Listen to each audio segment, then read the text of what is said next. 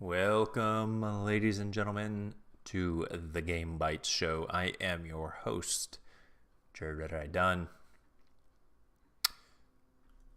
And I will be joined by Mr. Jeremy Lawman Lamont shortly, but not quite yet. Not quite yet. The time isn't right. And by that, I mean he remains indisposed for the time being. We are jumping into our continuation of Kentucky Route Zero. We are on Chapter 3. I don't know what else to say about Kentucky Route Zero. What do you want me to say? This game is kind of strange, but kind of compelling at the same time. Here we go.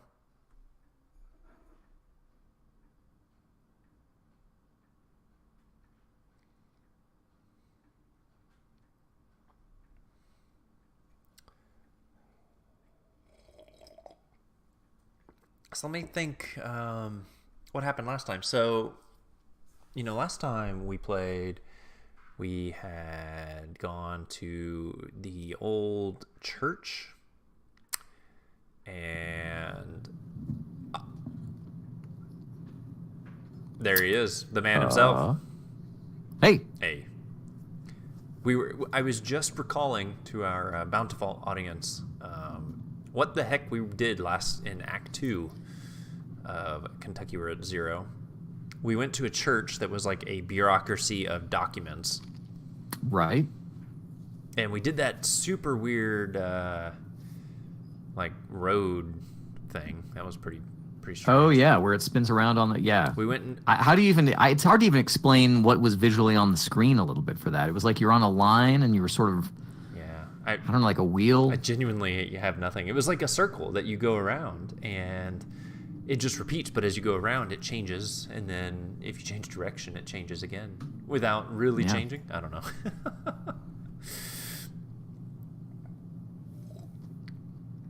Let's see. We also went to the storage facility and listened to a sermon. Yeah. And the lights went out, and our dude had some, serious hallucinations. And he's at the doctor now. I think that's where we left off, is at the doctor, right? Like a psychiatrist or something?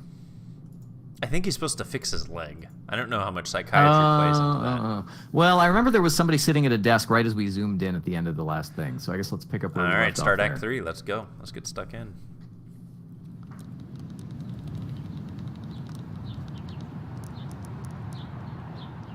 Yeah, there we go.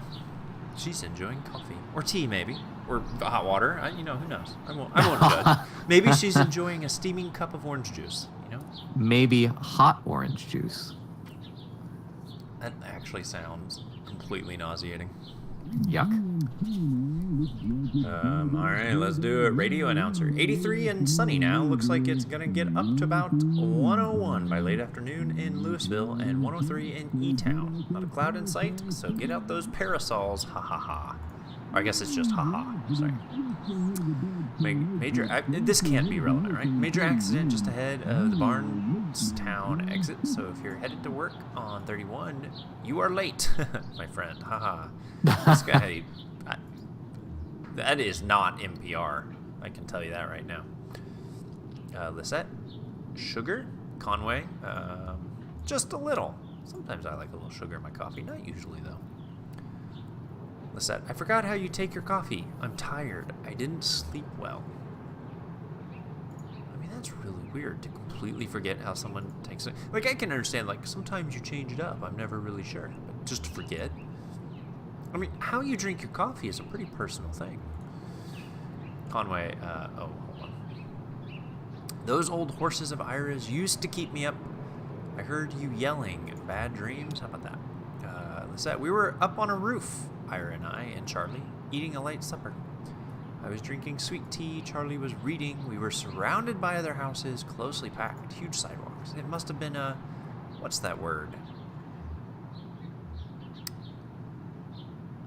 Closely packed. It's like a modern suburb, right? And then, they pack those houses in so close. Okay, a city. That's it, I'm sure. Below us, a group of people were gathered, standing quietly. A man was reading from a book. This is actually kind of funny. You know, sometimes you remember the absolute strangest things from dreams. It's like, never usually this detailed for me. I asked. I feel like this dialogue. I think I said this before in a previous episode, but this dialogue is David Lynchian. I mean, it's like Twin Peaks or something, where people are just like discussing like some vaguely mundane thing over coffee or whatever. Yeah. I asked Ira about the weather. Would it rain on Tuesday, or when would the sun set? Something like that. He wouldn't answer me. Charlie stood up, and Ira told him to watch his step. And then I remembered. I woke up before I could stop him. Conway. Charlie was alone on that roof. I always told him to test each tile with a heel first. I mean, let's not try to be like, I tried to tell him. He was alone on the roof. I guess he was. He was so bright, his teacher said. What was the word? Imaginative. That's it. How could I forget? Let's say it wasn't his fault. I mean, we're not going to blame like a kid. It wasn't anyone's fault, Conway. That's what we mean when we say it's a shame. Sure. Okay. That's an odd reaction. Well, we have a mail order delivery today. Might be a long drive. I hope the truck can hold up. So this is like just before he goes and jumps out on the 65. Long drive? What makes you think so? They said they couldn't come in person. Maybe just a shut-in. I don't recognize the address. The order is all... I'm sure we can fill it. Not much left back there. So that's good. I wouldn't want a disused pile of antiques to be my, oh, what's the word? Legacy. Maybe. Okay. I guess I chose wrong there. No, that's not the word. I just need to think a bit. Or coffee or something. Or I've had too much. I mean, let's stay positive, right? It'll come to you. Maybe. I'm not sure anymore. It seems inevitable there will start to be words that I lose forever. Like, does she have, I don't know, like early onset Alzheimer's or something? That's strange. Just forgetting words. What are those boxes you said in the hallway?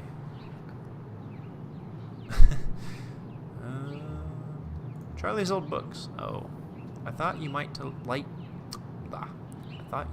to look at them, or I thought we could look. Man, thought we could look at them together. Let's say that. That sounds nice. Cora should be here soon. Will you wait with me? Sure, I'll wait with you. Radio announcer, there's your traffic and weather on the 5s. That's every 10 minutes. Brought to you by the Consolidated Power Company. Stick around for Old Kentucky Home with Kate. Hoping you turn your humble home into a mansion after this. What a strange scene. What were they trying to communicate? It's a little bit of backstory, I guess. I don't know what this is trying to communicate. This guy's obviously, like, fading in and out of consciousness at the doctor's. Do you think these are remembered conversations? Do you think they're happening as he experiences them? But it seems like that was the delivery. Who's this kid? Who are these people? Why is his leg Skeletor glowing? Yeah.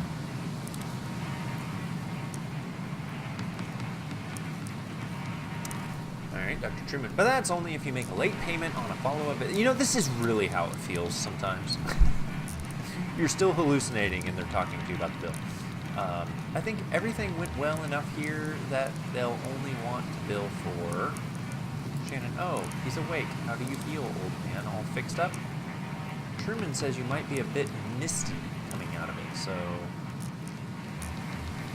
I was dreaming. Dr. Truman, that's unlikely. Neurotium is quite powerful. In fact, many patients report a sensation of lost time. Do you feel like you've lost time? I guess. It's been about 2 hours.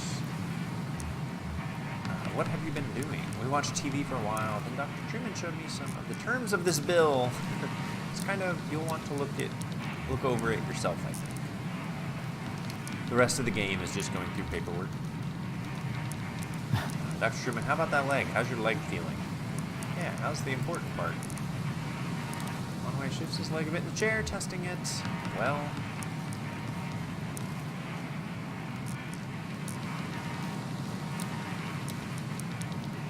Alright, well that's a very strange thing to say. This is a very strange thing to say. This is a very strange thing to see.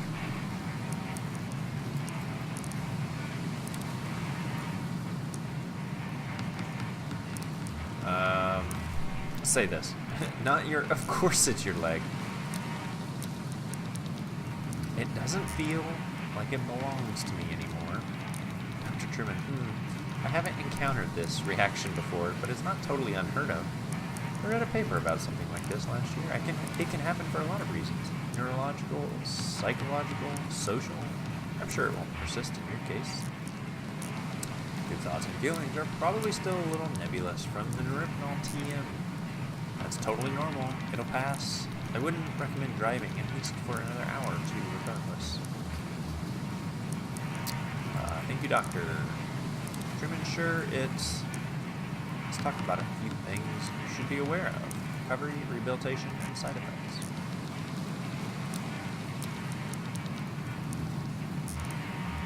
How long am I going to be recovering? Well, at your age, I want to be clear, you should expect lingering effects of the injury for more or less the rest of your life. Don't immerse it fully in water. Wait, what?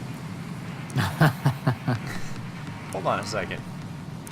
Is it because it's just bones? Is that why you can't immerse it in water? Is it organic? I don't... avoid extremes of temperature. I'd say stay away from dusty roads and mountain lions as much as possible. I mean, that's just kind of good advice. Yeah, that now I don't know what's going on. Mountain lions. Dr. Truman, good advice in any context. You know, see, Dr. Truman and I are on the same page. Best thing you can do is keep it clean and free of debris. What do I clean it with? What a strange question. Wow. Only clean your leg with a soft cloth moistened with water or isopropyl alcohol. You'll definitely want to avoid abrasive agents like detergents or other solvents. So, do you have any questions? Yes. What? Anything about the bill that didn't make sense? I don't mean to rush you, but I have an early fishing trip.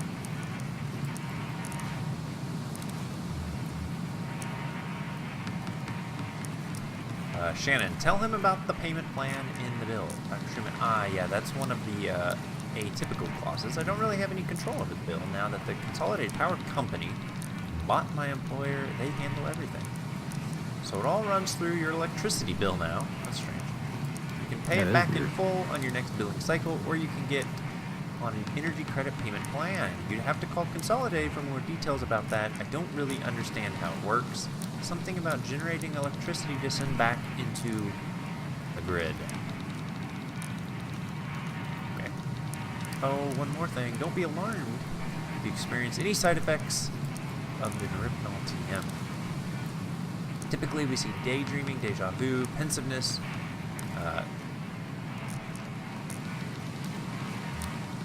fugue? I actually don't know this word. Fugue states, irregular perception of time. About 15% of patients report a generalized sensation of lateness. Nothing to be alarmed about, just keep it in mind. Shannon, thanks for your help. Ezra, Julian's outside. We can head back to your truck. Oh, this was the kid that we met. Okay, I remember. Like in the museum or whatever.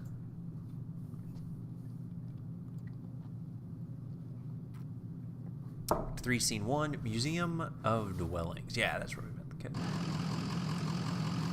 Oh, of course we're going to talk about it. Dude, his leg is skeleton still. It's going to be distracting. It's really weird. I guess the rain stopped. It'll be earthworms. Maybe it's like a power leg. Is it a power leg? Ooh, maybe he's becoming a space marine. He's a Necron. It'll be earthworms all over this lot. What is this?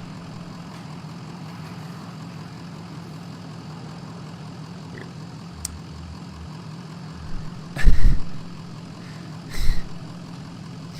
Damn shame to be an earthworm in a rainstorm. Alright.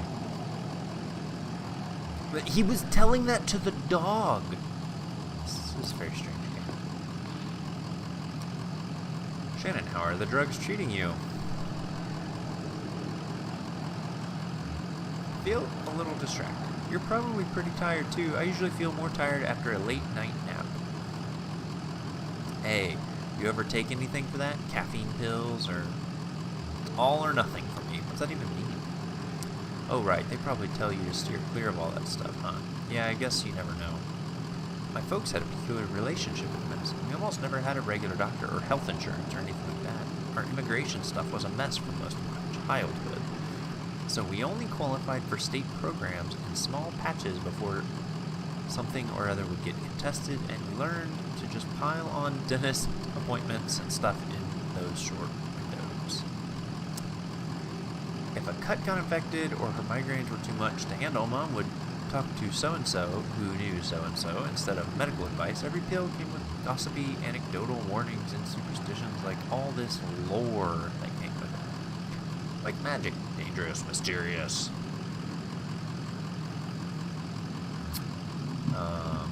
Ever run into any problems? Sure, yeah. Stuff would be expired, mislabeled. Mom was allergic to penicillin, as it turned out. That was scary. And one time, in high school, Weaver got these pills to help her focus. She was so smart, but always going off in different directions. Mind racing, like 5 conversations going on in her head at once, and you're lucky if even one of them is someone in the room, you know. So she had these pills, and they seemed to help. I was struggling in school too, failing my history class. She offered to share the pills. Sounds dangerous. Yeah. They seemed pretty harmless at first, I guess. That's why I kept going with it. One day I was sitting on my bed, my notebook was open next to me on top of a textbook, and I was holding a pen in my hand. I remember this moment from several years before. It came up so suddenly, with such precision, I couldn't put it out of my mind. I felt I had to stay with it until I'd recall the whole thing perfectly. It was just a tiny nothing moment. My mom patching up the side of a birdcage, winding. She's just talking about deja vu. This game is very strange. I'm just along for the ride at this point. I'm sort of letting you weave the tale. Yeah, there's a lot of text here, y'all. I was fixated on that image and that sound, the cage kind of bending and twanging as she worked on it, rapping and nodding, scraping copper against paint, like bowing a rubber violin with a railroad tie. What? My parents came back. I'm just waiting for like us to start seeing like earthworms wriggle across the cement. My parents came back from a triple shift, and found me still sitting there on the edge of my bed, pen in my hand, delirious with thirst, patching that birdcage with a 1,000-yard stare. Dude, her mom wasn't even there. All right, let's get in the truck. Shannon, so what's the plan here? I honestly have no idea. What do you think? Well, we've got to get back on the Zero and bring these documents back to the clerk at the bureau. Perfect. I'm just not sure how to get there. The entrance at the farmhouse was gone.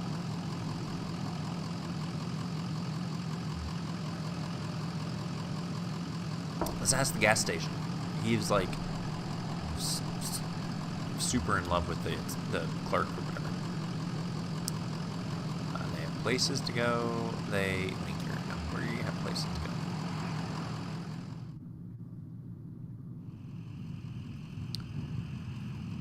Okay.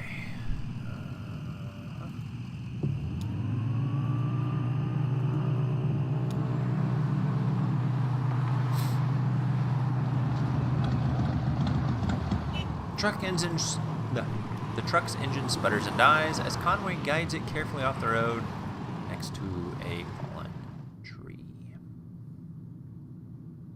Act 3, Scene 2. A tree. Oh my goodness.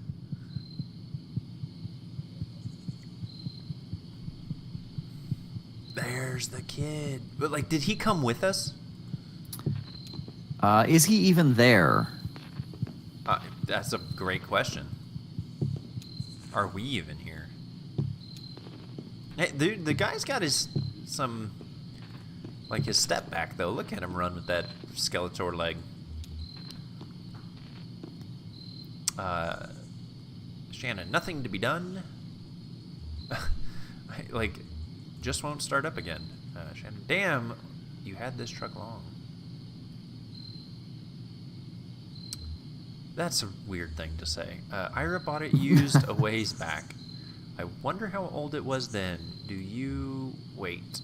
Is this why you always leave your truck running? Lisette's is up on a hill, so... Wait. First time it's just died like this. Just superstitious. Let's just say this. Well... Where's the champagne? Oh, I guess because it's like a monumental event. Anyway, do you know this area? Anyone around here that could give us a hand? Looks like a road crew's been out here. Hey, we should call someone. Do you know a good towing company?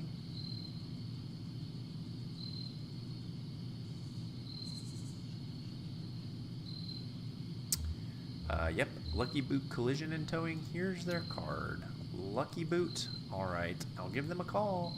I hope I can get a signal out here.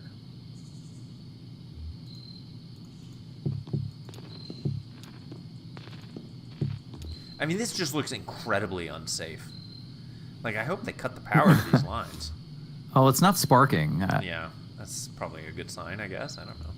Shannon speaks into the large brick cell phone held up to her ear. Shannon, hi, hello. We've got an old, I want to say diesel, old truck that just stalled out. Inaudible, sleepy, I guess. Did I wake you? Your card says open 23 hours a day. Inaudible, accusatory, inquisitive. Yeah, that's why I'm calling exactly. That's all.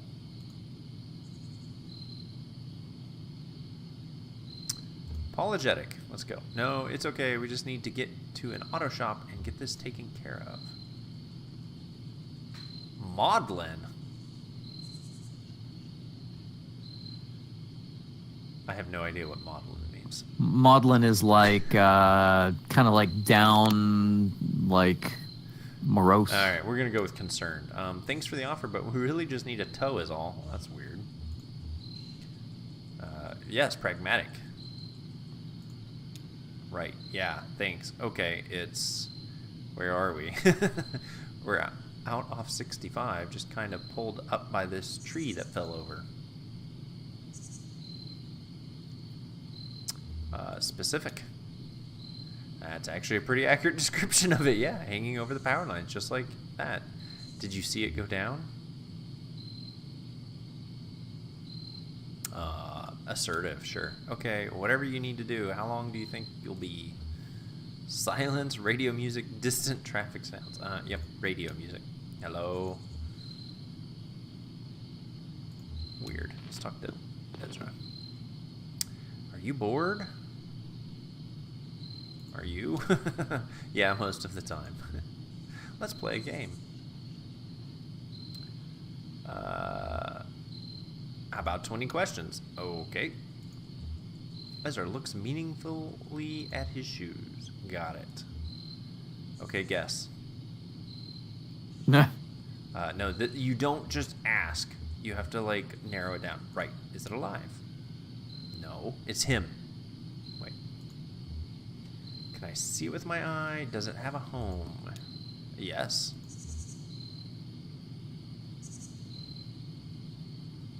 Does it last for more than a day? What kind of question is that? This is not how you play 20 questions, dude. That is bizarre. It would look like something you'd recognize. Yes. Is it bigger than a dog? No, a dog is bigger, except for one of those really little dogs, or a puppy, I guess. Does a puppy count as a dog? I mean, that's a fair question. Yeah. All right, that is not all your questions.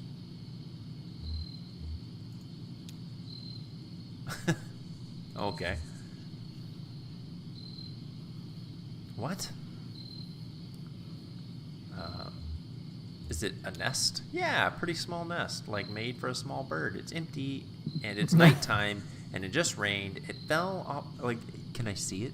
I don't see it. Now we're putting it back together. Then we'll take it apart again. What? It fell out of the tree, and now we're putting it back together again. Then we'll take it apart again. I was all ready for those questions. Okay, let's talk to Homer.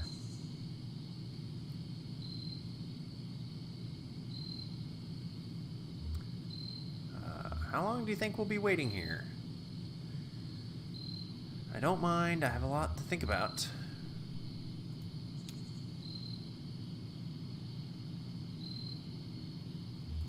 So quiet, I guess you don't mind. Yeah, I suspect that dog likes the quiet. Alright, let's talk to Shannon.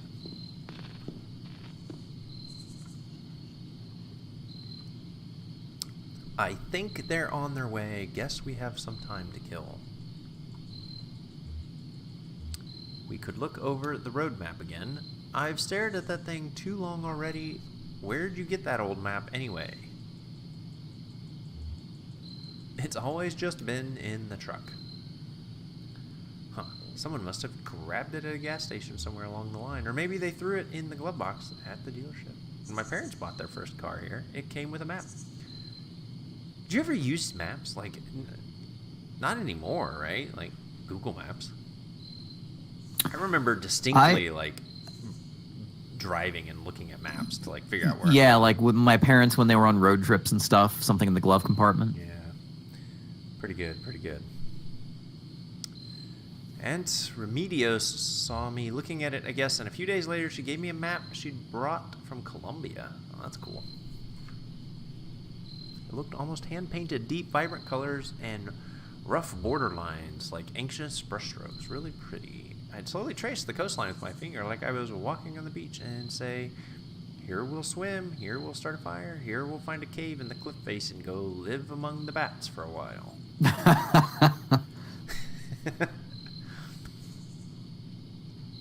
I think I'll take a look at that radio of yours. Maybe I can get it going again. No point just standing around.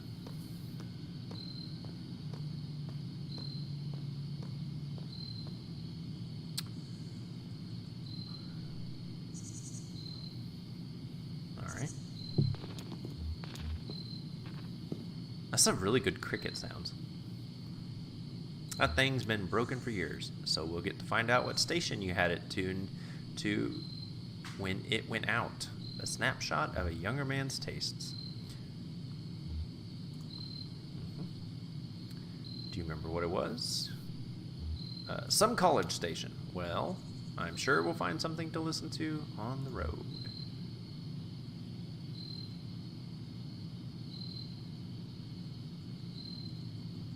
Okay. I guess we just stand here for a while. What?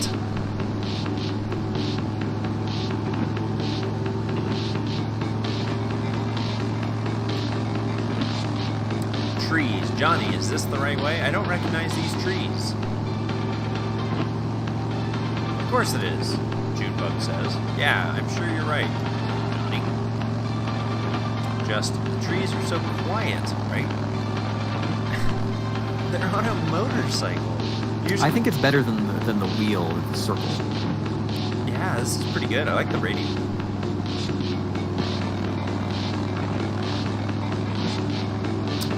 The trees are so quiet, right? Usually you hear birds, wind, a squirrel or something.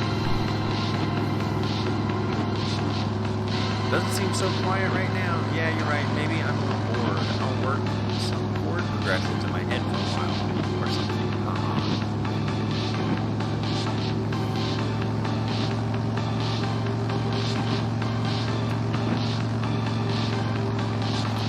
How far out are we? I don't know, 20 minutes? Teasing.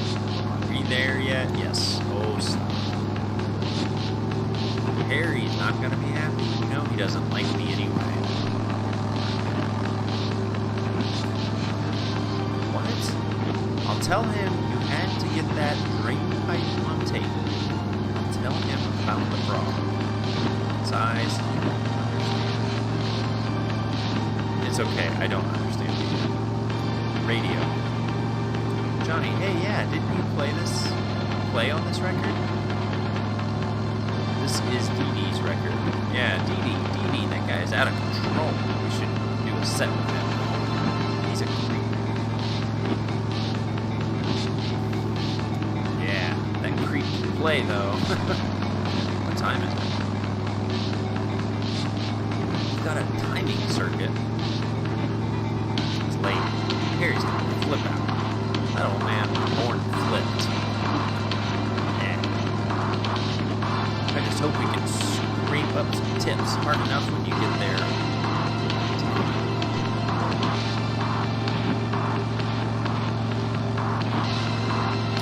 Just play that keyboard, I'll figure out the rest.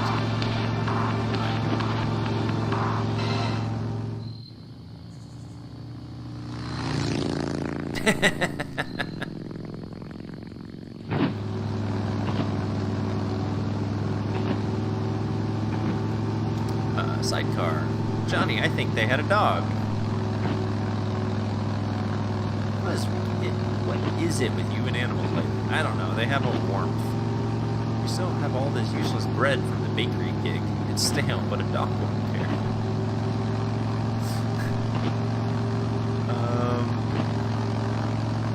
Just throw that stuff out. We have somewhere to be.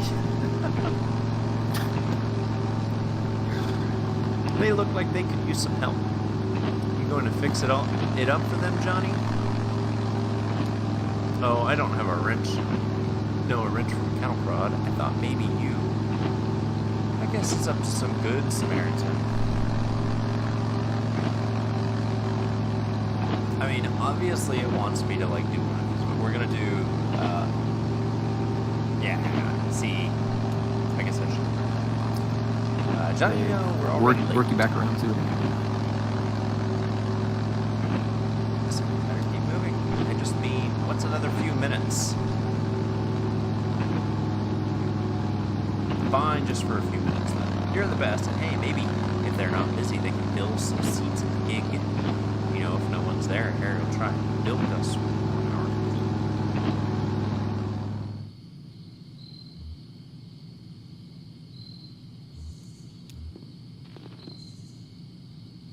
Shannon, maniacs. Are you okay? Got a little dust in my eye.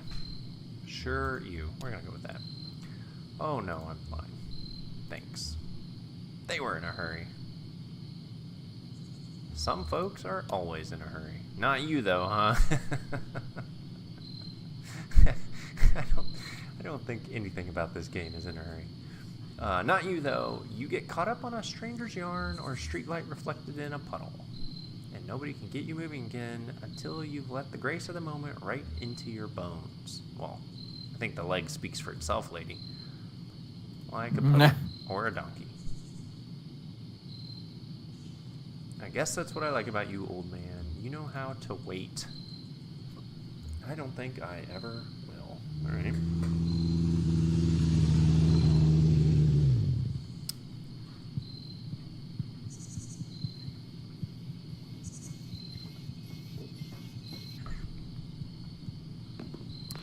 Junebug to Johnny, stay here.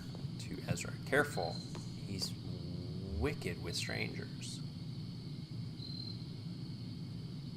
What?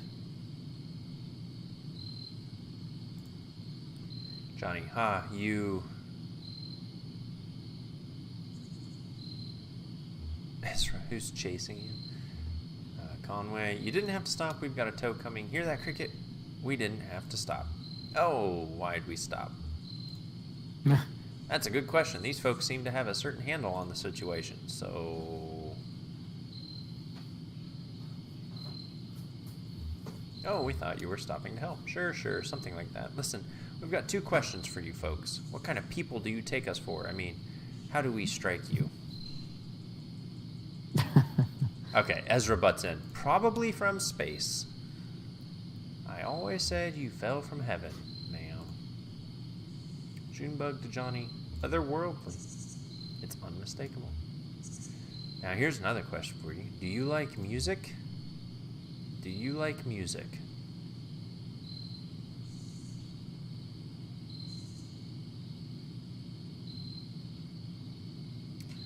Lisette used to sing. This is like such a rambling answer to the question. We're going to have to go with it. Lisette used to sing in taverns on the weekend. Beautiful stuff. Lists.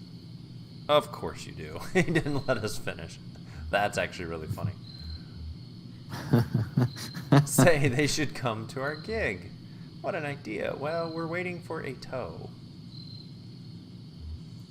Oh, shoot. I did not mean to click that. Right now? Right now. Just headed over there on this baby. The vicious cycle. That's what we call our bike. We call it the vicious cycle. Pretty tough, huh? We'd be very much not as good as the viscous cycle. I know, right? The viscous meniscus. Dangling in a hibiscus. Junebug, see, we have a regular booking tonight, and well, we're running late. Very late. That's what I told them. Now the old man who runs this venue, Harry Esperanza, is notorious with Holder. And if we don't get a few bodies in the crowd, well, he'll go all penny pinching on us.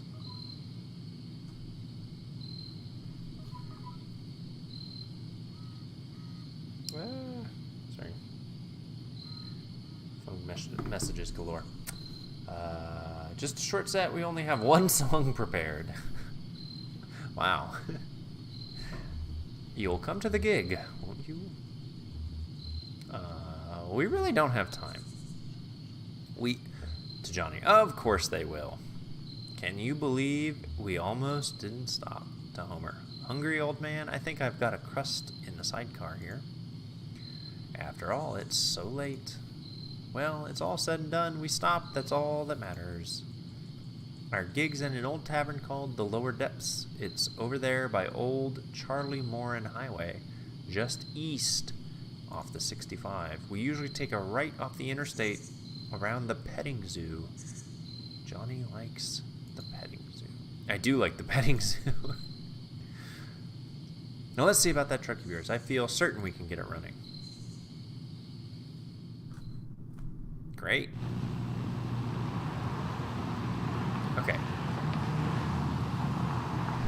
I mean, we were trying to go to this gas station. Oh no. They're following us and I took a wrong turn.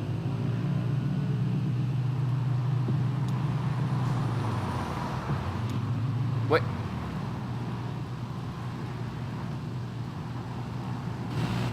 The radio now works. No, that's weird.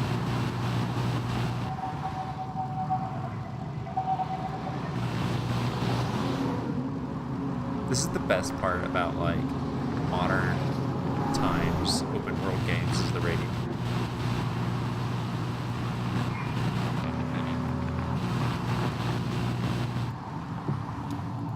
Which just makes me think, that's the burning tree. Oh, there's the petting zoo. So we turn right here. Oh, they're driving ahead. I missed whatever that said. Oh, there's the tavern.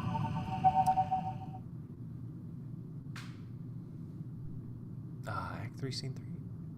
The Lower Depths. Sounds like a Dark Souls reference. Yeah. The corroded waste. Talking to Homer. Feels a little like home, huh? But I wish it didn't. That's not all bad memories. Some of it I don't remember at all. Gentler times in a twisted kind of way. Okay. I guess we'll go in. Let's check it out.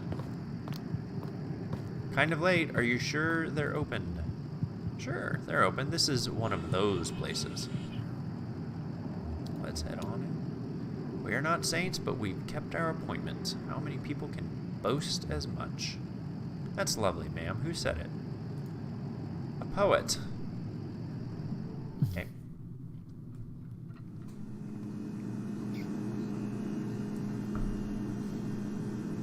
And this dude still has this leg thing going on. And it leaves, like, ghost trails as he walks. It's really weird. A sandwich? You just gonna, like, walk up and eat someone's sandwich? Rough brick between two pieces of stale bread sits in the center of the table, surrounded by a ring of undisturbed dust.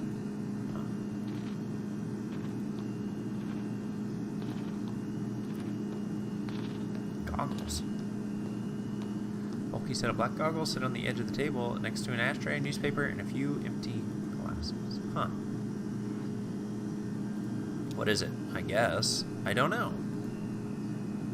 Can I tell you a horrible secret? I never wear eye protection in the shop. It's dangerous, I know. But I'm always looking back and forth from my oscilloscope to whatever I'm working on, and the scope has this peculiar kind of hard-bordered glow that I never found a pair of goggles or glasses that doesn't smear out that glow. At best, the lens softens everything so you can't quite find the edges. Bard. This is quite the venue here. Yeah, dude, that sandwich. I don't know. Harry, all I'm pouring tonight is Hard Times whiskey. Sure, we'll have a whiskey. Sure, coffee, right, old man? And I'll have a Coke. No Coke, no coffee. Hard Times whiskey. Forget it. Yelling towards exit. Say, shut the GD door, would you? Can't afford to run the AC all night. Johnny, sorry, Harry. Oh, it's you two. Where have you been? Never mind, listen. I can't keep this place open through the small hours of the night, just waiting for musicians. Where is everyone? Everybody had to clear out. What, like 10 years ago? Let's get set up, huh? There's nobody here to listen to it. I can't pay for it. We brought some people, Harry. A crowd is forming. Yeah, but also, couldn't you use a break, Harry? Don't you want to hear some music, Harry? That does sound nice after the day I've had. But what is that noise? Ezra flips eagerly through the jukebox catalog of songs. Shannon, what do you think? I don't know how to play this game. Okay.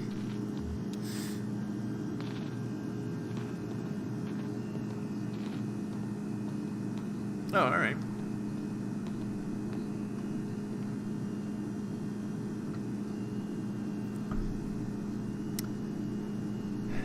Junebug, how's it looking out there? How are y'all feeling tonight? Johnny to Harry, can we get a bit more reverb in the monitors? Harry adjusts the soundboard behind the bar. Harry, how's that? Johnny, test 1 1 1 3 50 lamentation. Sounds good. How's everybody doing? Anybody had a real bad night? To Conway, how about you, old man? Yeah, real bad. Well, try not to make it too much worse. Or we'll try not to make it too much worse. This is a song I heard in a tavern many years ago at an open mic night. Me and Johnny were out just riding around. You know, you like to drive around, old man? That's where I feel at home. That, of course you do. I keep cutting them off. They're very rude. So we were out riding around and we passed this gaudy old tavern. I mean, it was a real dive. Busted up facade, weeds in the parking lot, taps all dry, bats in the bar room. Run by this creaky bag of bones. Looks like your leg. Looked like the only thing keeping him awake was the fear of death. So glad to be back here at the lower depths. Harry, hey now. So we stopped for an early drink. There was a lady singing right here on stage, and the song she sang, well, it stuck with us, and now it's a regular part of our repertoire. And by that they mean they only know one song. Never got that lady's name, but she seemed like a sweet gal, and she had a voice like Scotch whiskey. What does that mean? And we just hope we do her song justice. So here it is, Too Late to Love You. They don't have instruments. Maybe that banjo guy will come back.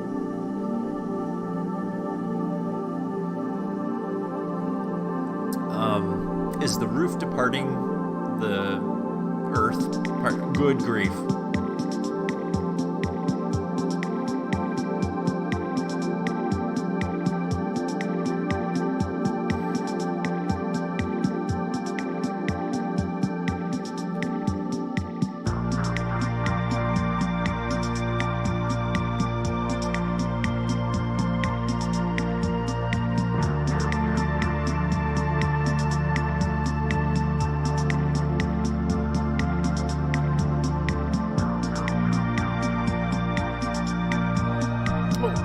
When you left me, I never should have met you. I wish we'd met before. Oh, I'm singing. Oh, man. Okay. What was the name of the song? It doesn't matter. When you left me.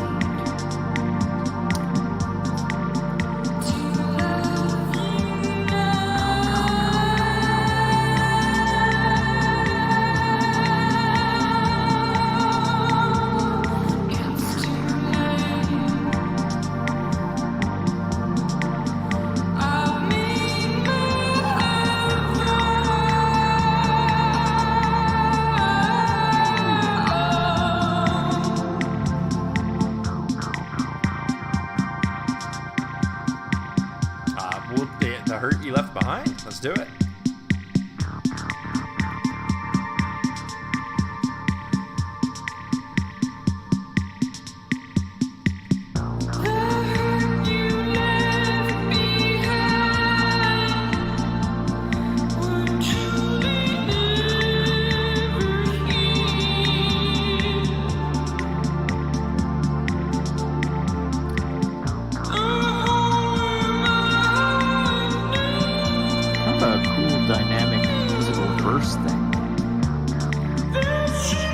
Yeah, I mean, I honestly kind of dig this. This is pretty cool.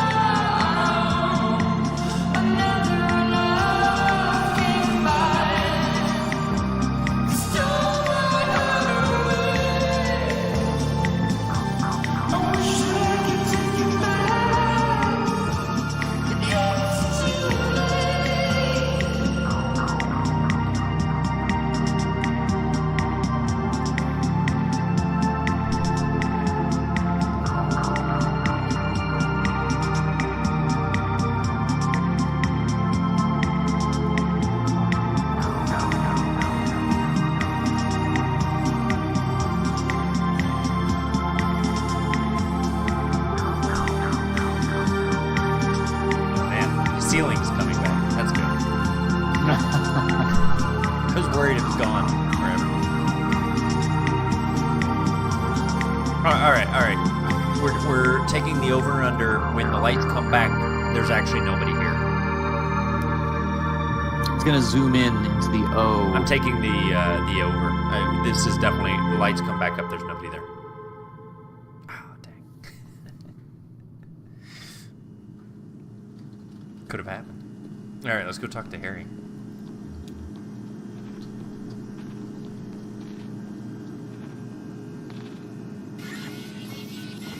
Junebug. Well, Harry, I think that went pretty well.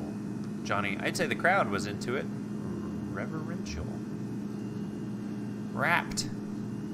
I guess the usual fee is about right, and we'll let you get back to your business.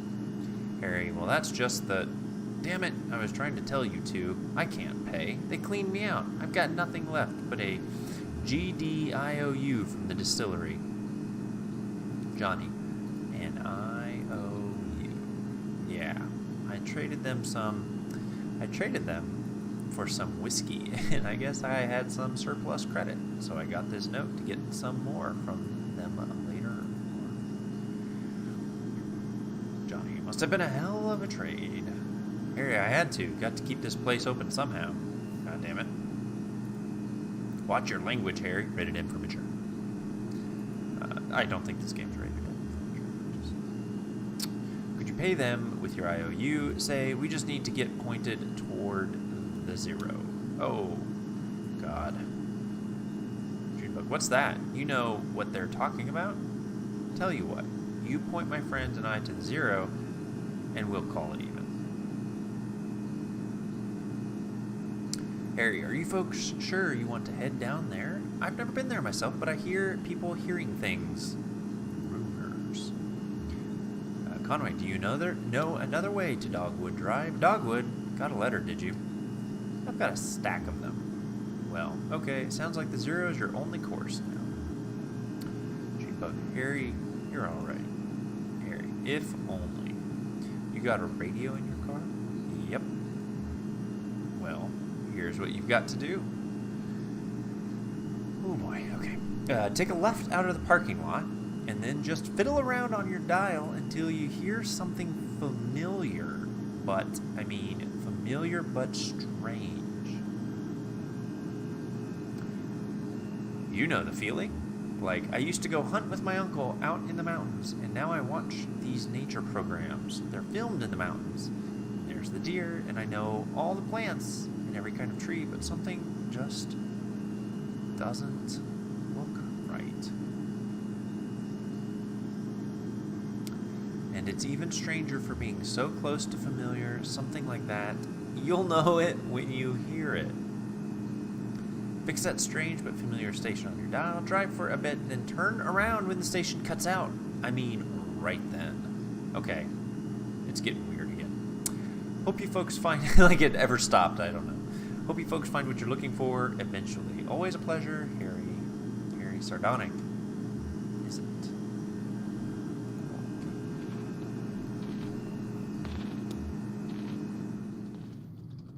Weird.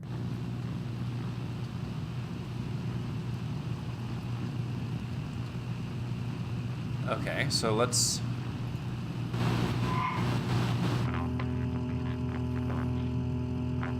I miss the motorcycle. Yeah.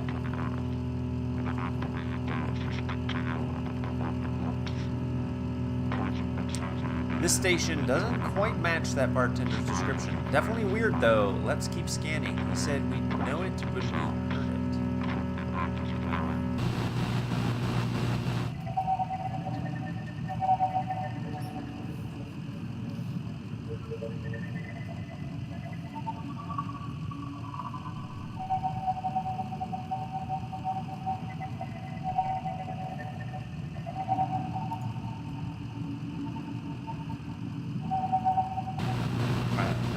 If I recognize that.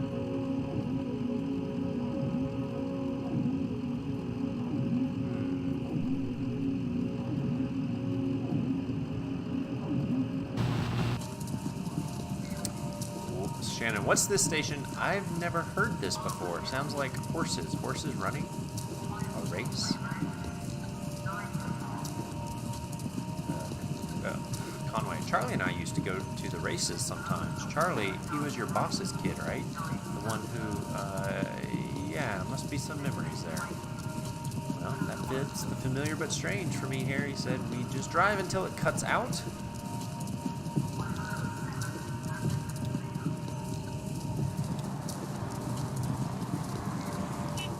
What?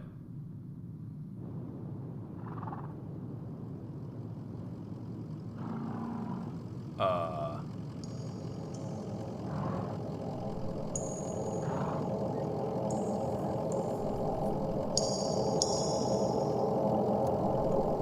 wonder if this game even takes place in Kentucky. I'm starting to think this Dogwood Drive doesn't exist. Oh no! Wait, do I have to change the radio again?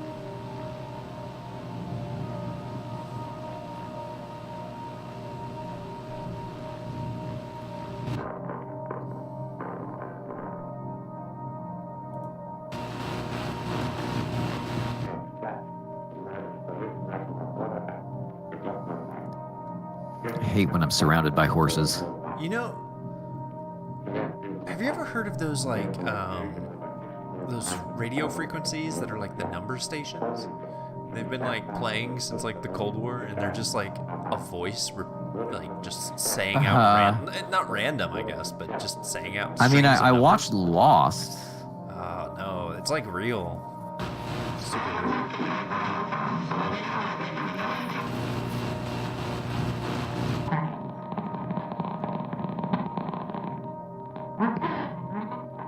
What is this? What is ZZZ? What is this? Oh, we can turn it off. No notes. Okay, great. I'm starting to think there's nothing on the radio.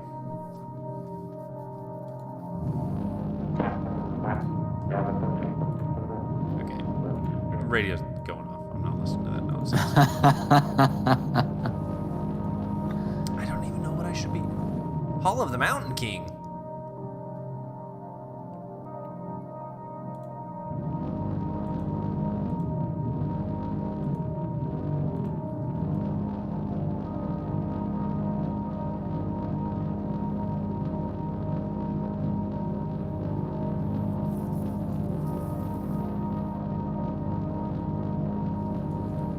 Hall of the Mountain King again. You know, we've lost the horses. They're not there anymore. Good riddance.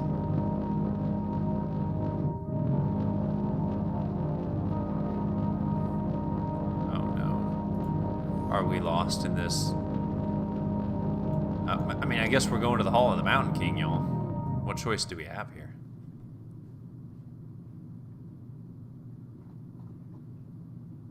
Hall of the Mountain King.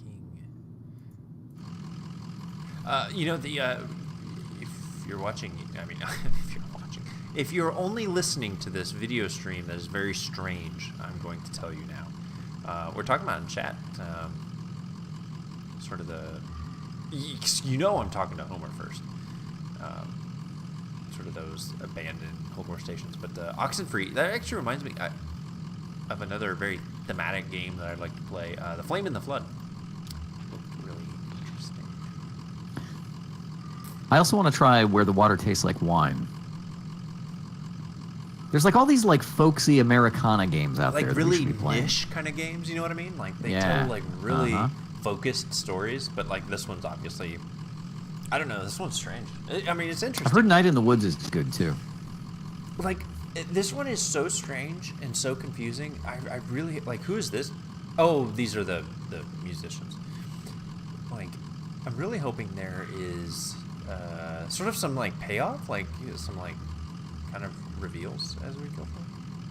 I'm a little nervous though because the 5th episode of this game is not yet released, so I'm kind of hoping we don't get to into 4 and we're like, oh my god, what is going on?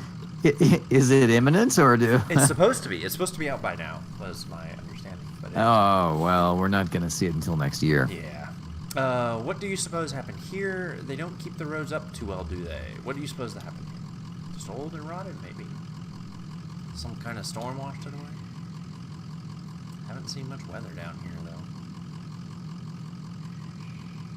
Or just a slow drip from the ceiling, wearing it down. Guess we'll talk to John. Time to cut him loose, ma'am? Well, now I'm having fun. Ah, okay, slow night anyway. Is that the truck? Oh, is that his leg? I don't understand what that robotic sound is. Is Johnny a robot? The bridge ends abruptly, crumbling in disrepair. Boardwalk. Wait.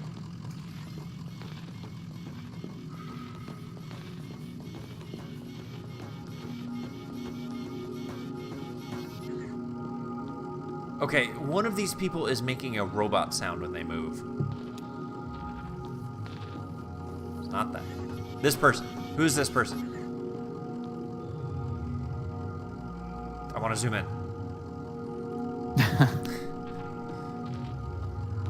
A loop of decayed rope is coiled on the banister. Some rotted sections have been smoothed over with fine dust.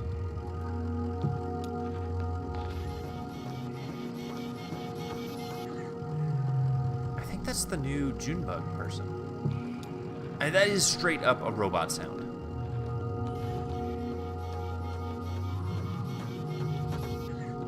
Computers. Could be like cicadas or something. No, though. it's only when they move. Broken computer monitors are heaped precariously among the rocks. What is happening? Is this just a pet carrier? You are not putting Homer in that.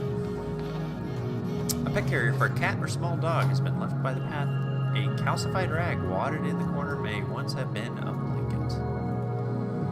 Okay.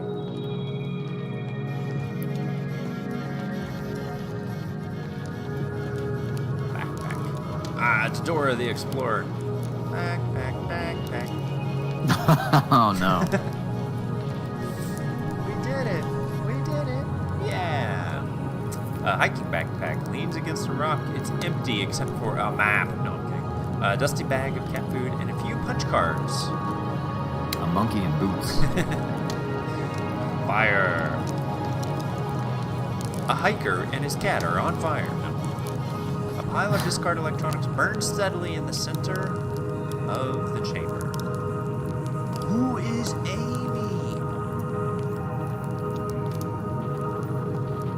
Okay, it's definitely Junebug making the noise. Oh no. Weird text. Amy, oh, it's triangles within triangles down here. Shifting, intersecting, overlaying. Isn't it romantic? Let's see. To Shannon. You know, those perspective shifts are cool though. I do like that, where it's like the foreground. It kind of makes me feel kind of uncomfortable. Like, I wouldn't want to do that like in VR. That would make me feel really like dizzy. You're here to steal back the love of a boy you once knew. When you were too young to recognize the movements of the heart. Conway, and you're escorting her, pretending to have her interests at heart, while really, to Junebug, really, you're in love with the young woman as well. And so you've agreed to help him conspire to win her affections, but it's just a ploy to set him up for embarrassment and diminish him out of the picture. That doesn't sound like anything we're doing. What are you talking about? Amy, no, you're right. It's insipid, derivative. I used to be really good at this. I had 11 novels published, from The Billionaire's Bidding to Fields of Longing. Real hot, bodice-ripping stuff, you know? I miss those days in the Lexington studio apartment. Just me and my thesaurus, steaming up the windows. Conway, why did you stop writing? You know, suddenly it was all computers everywhere. You went. I thought I might be able to do something with that. Inject a little libido into those ugly beige boxes, huh? So I went back to the university and studied human-computer interaction. Then I picked up Donald's research assistantship here as a tester, debugging. Okay.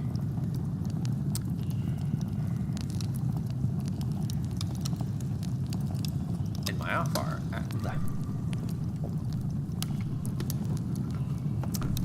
my off hours, I played with the doomed love story at the core of our little simulation.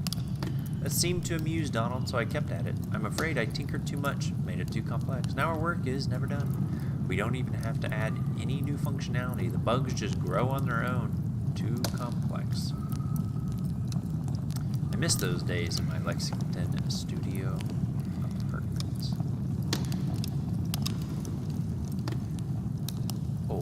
Okay. Well, let's go talk to Donald, I guess. Donald puffs on a smoldering pipe while half mumbling, half singing an old country tune. Donald softly, where the old green river runs. We gotta sing this. Where the old green river runs through hills. I don't know. Hills and caves not known to us. Down to that sunless sea. That's a great game. Honestly, really good game. I never played it. I'm looking forward to Sunless Sky, which is trains in space. Trains in space? Dude, it's so good. I thought Kentucky Route Zero was weird. Oh, man.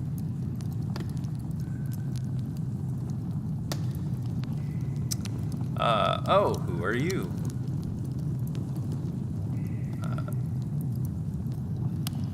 Junebug. Yeah, the robot lady's gonna ask, what's that song? Donald, oh, you've caught a verse in my absent-minded warbling.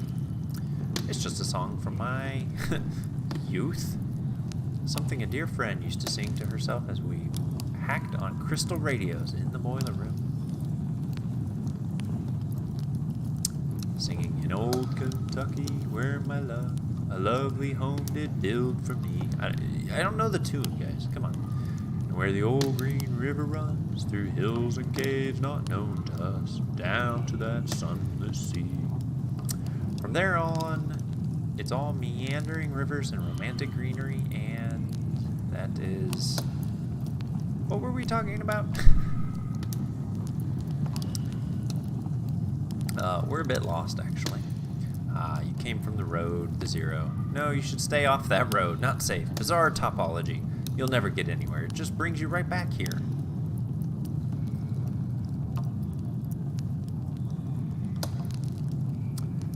The bridge is out down there. Yes. We're quite marooned in this moment. Yeah. I'm definitely gonna make it big as a pop star. I guess I can't type something in the chat and have it slip by you. I'm literally staring at the chat. It's fun. But I don't mind. Not anymore. This is where my life's work is. The computer. Right on the other side of the spire. Who's this person over here? I pointed. Who's this person over here? It looks like a harmless old computer, doesn't it? Like some beat-up mainframe exhumed from a university basement and left in this cave to rot. Or to flower. No, it's no ordinary computer. I've modified it extensively. And in some pretty experimental ways. Ha ha ha. Wait, sorry. Believe you me. And that's to say nothing of the software. But, to Shannon, you look like a technically minded sort of person. Tell me, do you know the effects of mold growth on diffused base transistor circuitry? Sound like it would short circuit. Certainly. But not all of it. Some moldy filaments are more or less conductive than others, and it grows in non-linear, chaotic patterns. We can guide it a bit through a simple application of classical horticulture, but we can't produce specific results, only tendencies. Oh great, here's some weird thing we're getting ready to do. For worded and feeble, we hammer on this derelict keyboard. My name is Reason, King of Kings.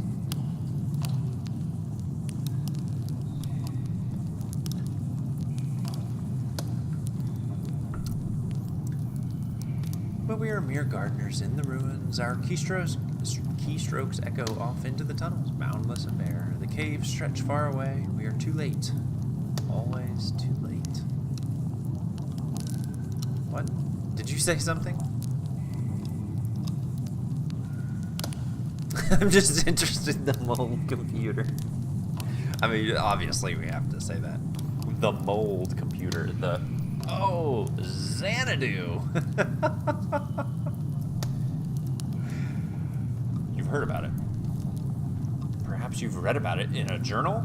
It's been years since I published anything. Xanadu has solved significantly since I explained its data structures in my article, Literary Multitudes, Hypertextual Narrative as Post-Structural Witness. Evolved, and then deteriorated. Donald sighs dramatically and takes a puff of his pipe. I'm afraid you are too late, fellow hypertext enthusiast. As the mold accumulated on the circuitry, Xanadu blossomed for a moment into something holy and enchanted. Then all the charm was broken. Do you have any idea what it's like to spend your life building something and then sit powerlessly as your work declines into ruin?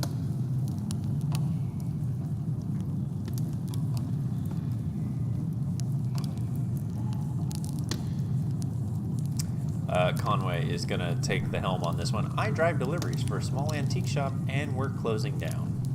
Shuffling around the dusty ghosts of antiquity.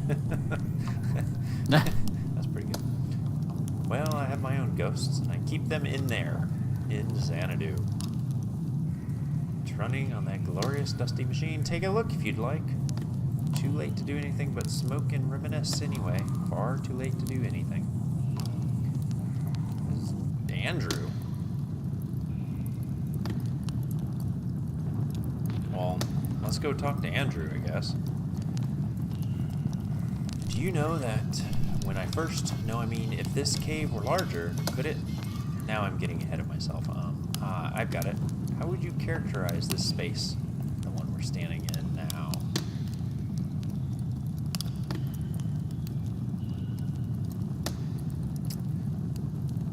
I mean, this reminds me of that time earlier when they were like, are we inside or outside? We had no idea. Seems endless. Yeah, and it turns out we were inside. Yeah. You have no idea how right you are. Decades of mapping and notating, but how can you tell? What formal quality makes it seem endless, you know? There are tunnels everywhere.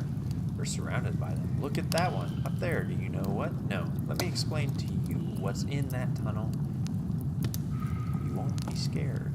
Close your eyes. Will you close your eyes? Shannon, not happening. Oh, how disappointing. What are all those computers for? Computers? Oh, now I remember. I was writing on them. I described a cave. That was my job, describe the cave. There's a great history of caves in the literature, don't you know? The walls are frozen rivers of orange stone. Isn't that vivid? I had a lot to live up to.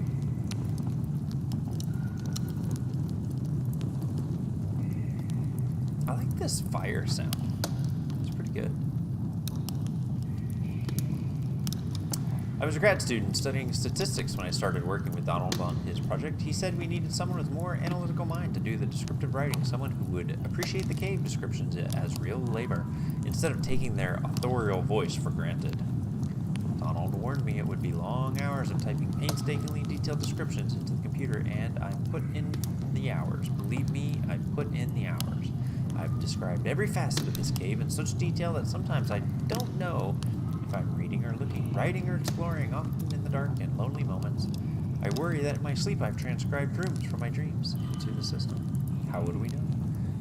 They could only be entered with precise, faithful detail. That's all I know how to write, and all I dream about is caves.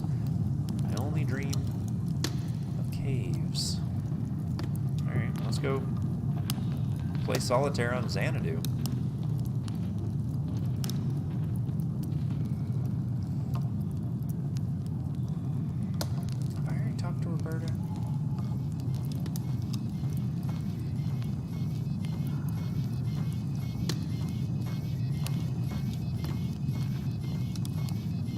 control panels are sheltered from the elements with a worn tarp. Closet-sized hall of knobs, wires loom behind the machine, humming faintly. An electric typewriter is the only easily recognizable component. Alright, let's do it. This is gonna be weird, y'all. How do you think we get it started? This old thing? Maybe there's a hand crank around. Oh, it has a run key.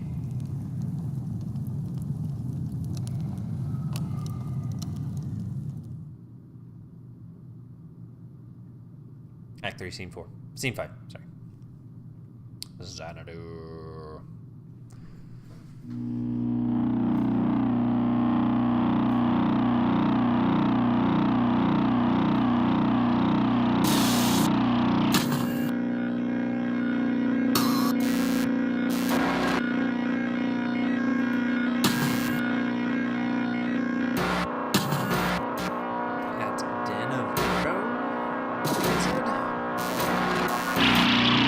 Well, I know what I'm having next.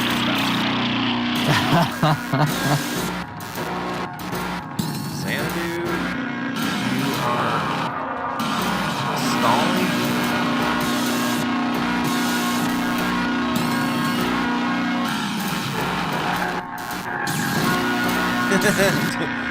These switches do anything. Comic books and unlabeled switch. I could not read that. I can't read this.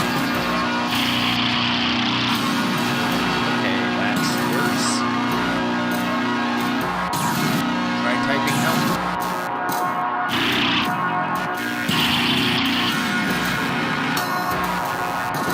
Help.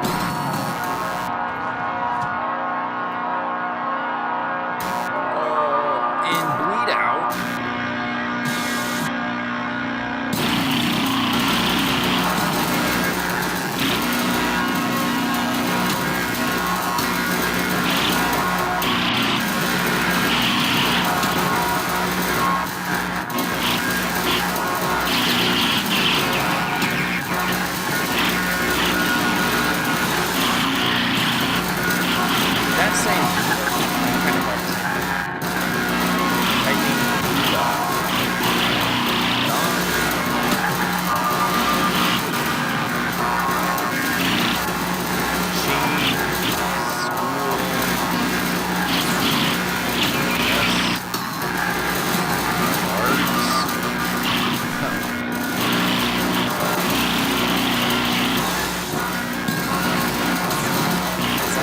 Loud, and I apologize.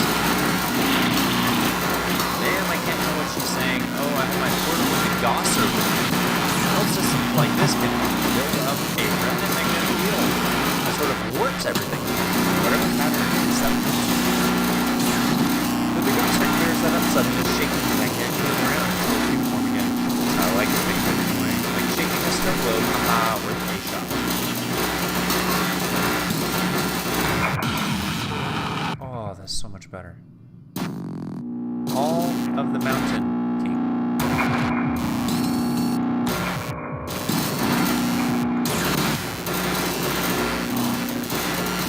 No, it didn't help. Well, okay.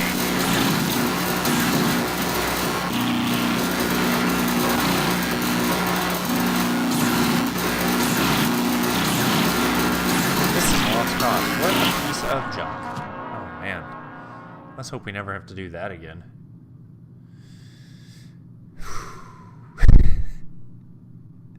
Act 3, Scene 6, Hall of the Mountain King.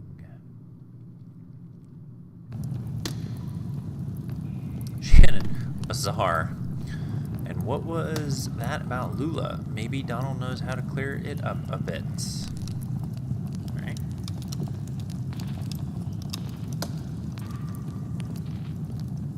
I know. It was incredibly loud. Much more so than the rest of the game. I'm starting to think they're not going to explain anything. No. How could you?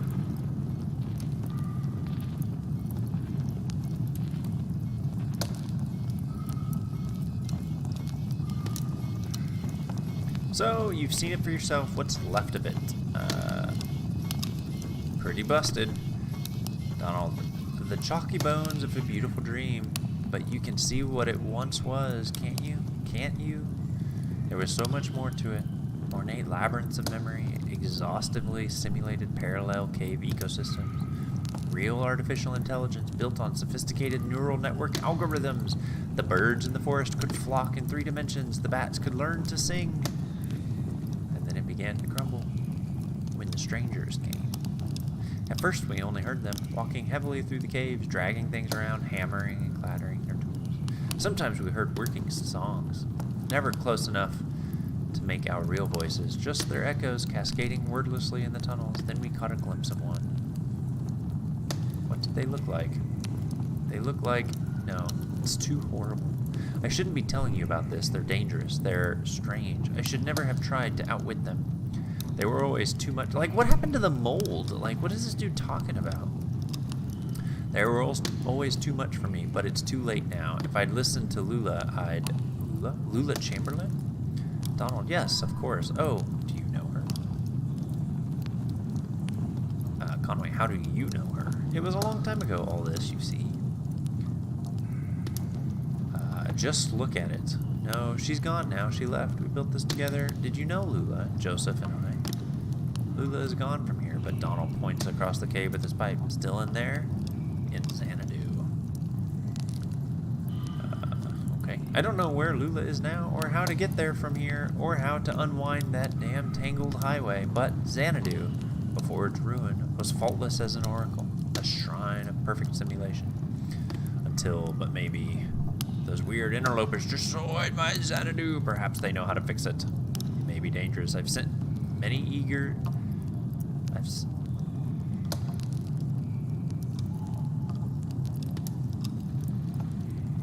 Oh, seconds. Like, second command, I see. I've sent many eager... I was like, what? How... to negotiate with them. To repair my masterpiece. Back there, that tunnel... Push back the vines, crawl into the darkness, watch your step. After a while, you'll feel the terrain change beneath your hands and knees, from rock to crystal and then to mud. Then you'll be out. That's where the strangers come from. Now leave me alone. I still have a bit of mold in my pipe and a few dreams left.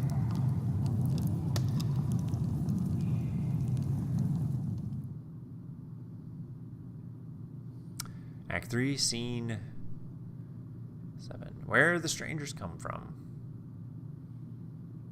It's like cuts over to Fraggle Rock. Wait a minute. I mean, this is a graveyard. That's where you have many graves, I guess. A grave place. A grave herd.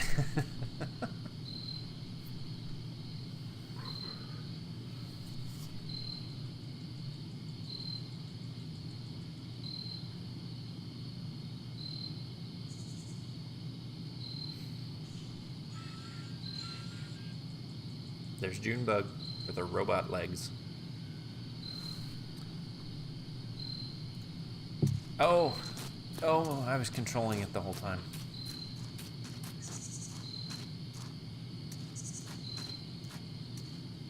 Shannon, well, this can't be right. Looks like an old church. It's muddy.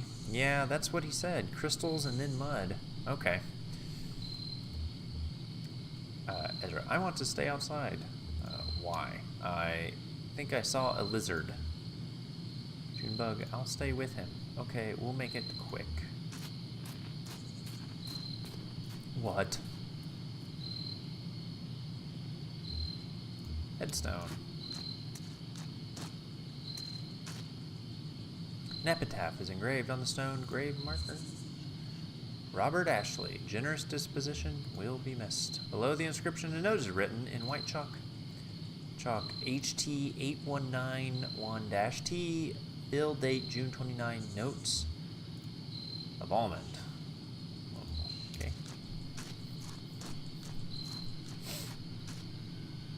An epitaph is engraved on the stone grave marker, engraving Sam Crisp and Eddie Beale. We think you two would really have liked each other. That's kind of grim. Below the inscription, a note is written in white chalk HT8192-B, fill date 24, weird finish.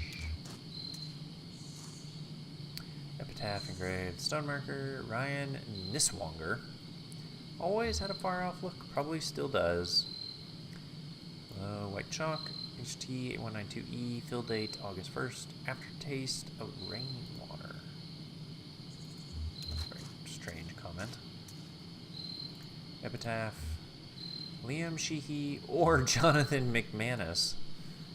This is not an epitaph, that's just a name. Okay.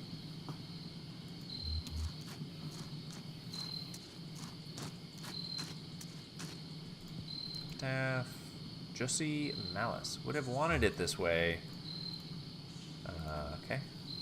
Fill date, Maple Turpentine.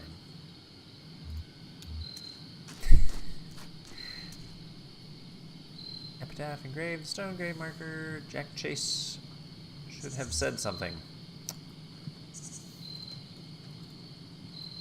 Sense of foreboding.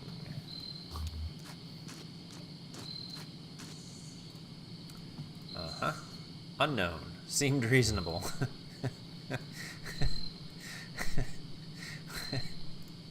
Easy on the nose. Alright, that was weird. Find any lizards? Sure. That's lizards for you. Do you have a family? Well, I've got Johnny the Vicious Cycle. I've got you folks right now. Is that a family? Let's call it what it is. Junebug and the people she surrounds herself with. See? It means something. It makes a claim. It's specific. I kind of like that mentality. I want to be specific. It sounds lonely. Not for us. We've just got to make choices and own them. You think I was born this foxy? I came off the assembly line about a half-foot shorter. And all gray, no eyes.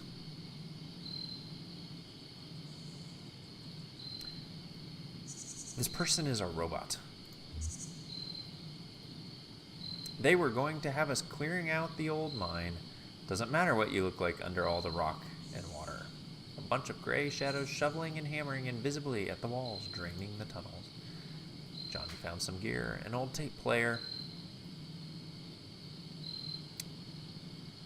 We hid away in an underwater cave and listened to it over and over, and we knew we weren't miners. We slipped out onto the road, just these two featureless shadows.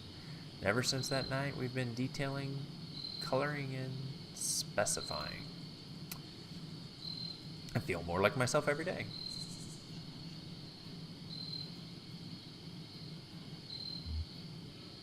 I feel more like myself when it's just me and Julian. Well, there, now you're getting specific.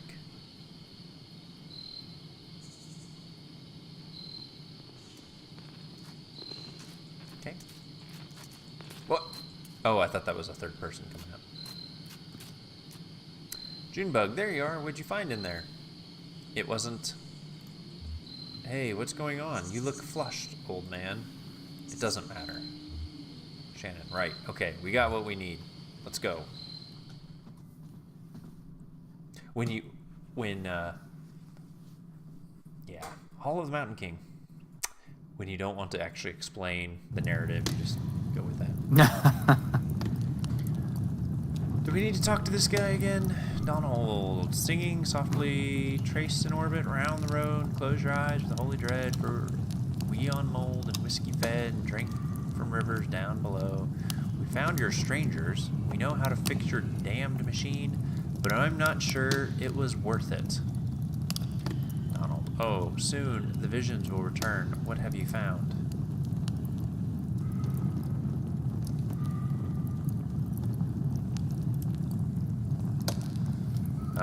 They say you need to scrape the mold off the timing crystals, but the mold, of course, too much mold on the timing crystals would send the simulation adrift. Each moment lived out of sync. By all means, yes, clean that timing crystal.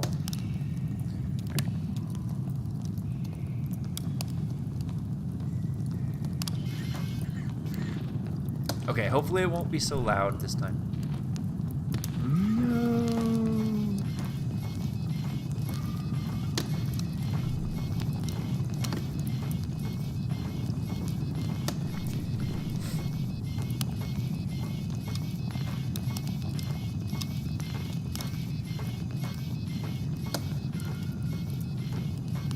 Shannon, do you see anything that looks like a timing crystal?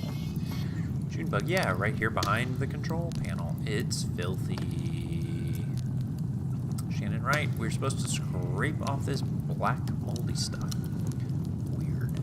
I agree. Just following instructions. Here we go.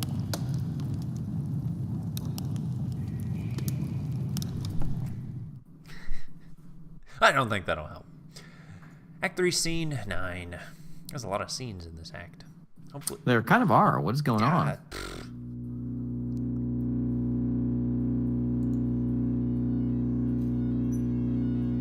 For a minute, I thought it was bagpipes. The worst kind of hell. Bagpipes are good and wholesome. Yeah, they're fine. Hey, Xanadu! Maybe I shouldn't do that.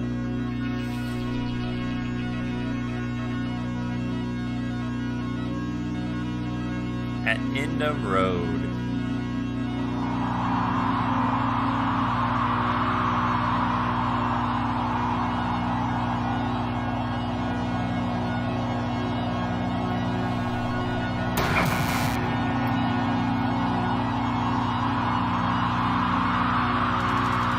Xanadu, you are standing at the end of a road before a small brick building. Around you is a forest. Check out the building. Typing, enter building. Inside building.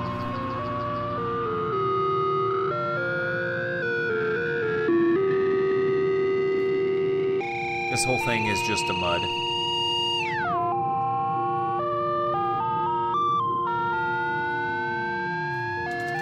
Xanadu, you are inside a building, a storage shed for the National Park Service.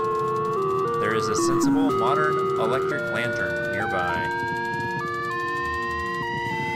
Get the lantern. Typing, get lantern.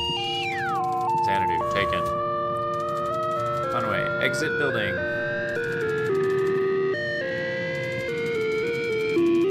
Enter forest. Xanadu, that's not something you can enter. Just type a direction. Conway, north. So,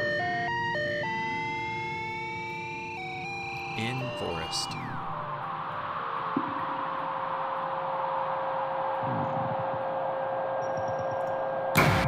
Those didn't look like trees. You are in open forest with a deep valley to one side.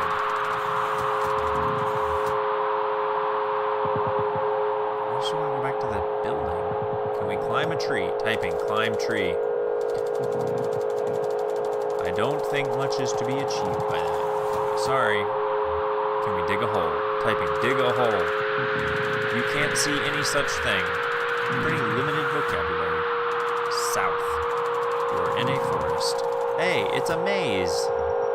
South, east, north, west.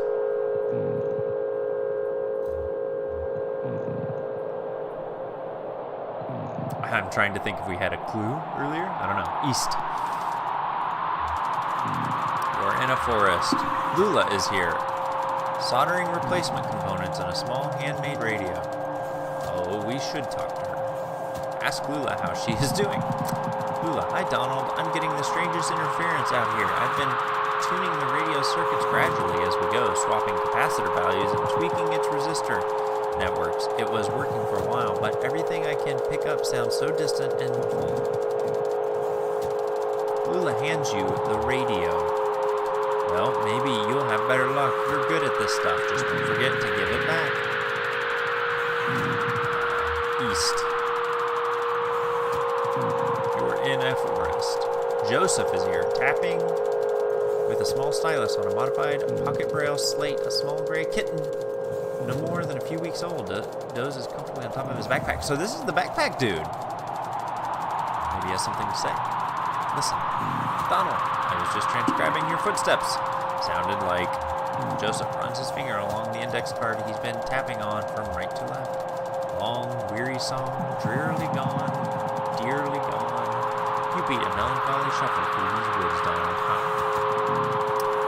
I've been noting down the sounds of the forest with an ear for speech and an inborn filter for poetry, I suppose. So maybe it's me being melancholy after all. I'm eager to see what the poetic subsystem makes of these punched farms. I mean, I say we just keep going east forever. East. We've done it. We beat the game. At edge of hole. I don't think I want to be at the edge of a hole.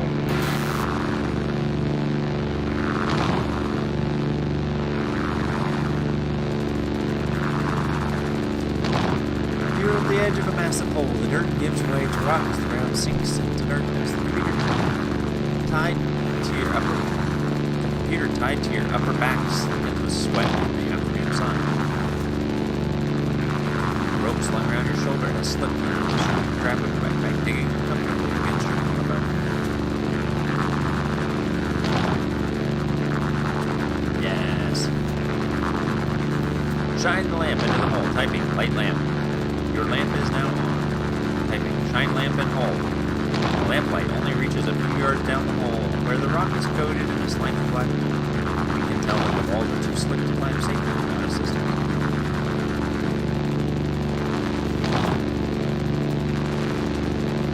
Try using the rope to climb down. High rope to tree. The rope is tied snugly to a tree trunk. Down. Your feet slip a few times on the slimy rock, but you remain stable. Lula and Joseph descend carefully after you.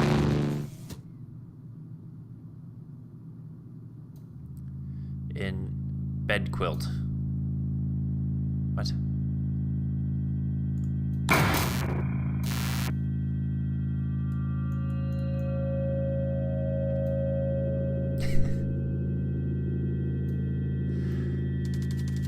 You are in bed quilt along east-west passage with holes everywhere. Joseph and Lula remove the computer equipment they are carrying in their packs and begin setting up. That's the last trip, so everything's down here now. Say something back to her. Typing, say something back. You make an awkward joke. Don't be so morbid.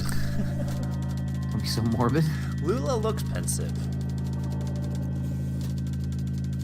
Ask her about the cave. Typing, ask Lula about cave. Having second thoughts? I don't blame you. It's unsettling down here. Weird acoustics. Earlier, we were climbing down. I thought I heard voices for a moment. Or not voices themselves, but the echoes of voices singing. So, you know, we heard about this singing in the first chapter with the miners under the coal. Oh, yeah.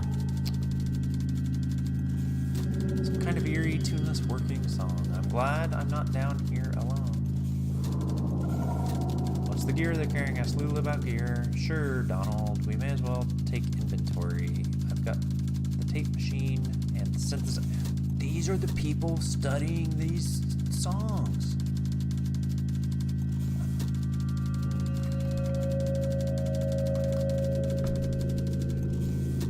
I've got the tape machine and synthesizer parts we borrowed from the school. Like, her parents were these, like, researchers studying this music. Joseph has his slate and the punched cards he's transcribed from the poems we read him. He's got the typewriter and the paper tape reader. I've got the CRT display. How's your back holding up? Xanadu. Joseph looks comfortable. Jealous.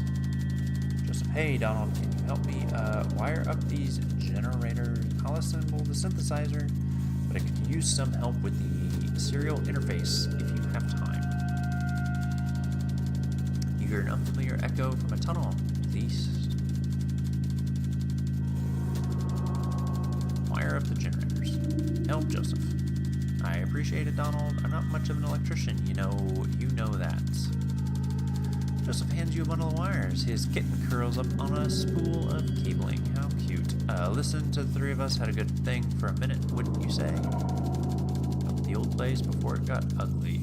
I'm saying we came down here to work to really do it, Xanadu. And I mean, we've got to be rational about this. All three of us have got to put our feelings aside for a bit and be rational. Do you know what I'm saying? Is he talking about Lula? Kind of creepy. Tell Joseph to back off. Joseph wipes his brow with a dusty sleeve. Seems down here we're all strangers, permanently strange.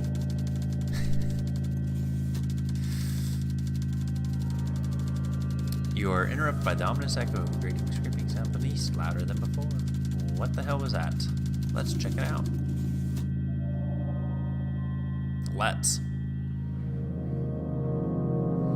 In tunnels.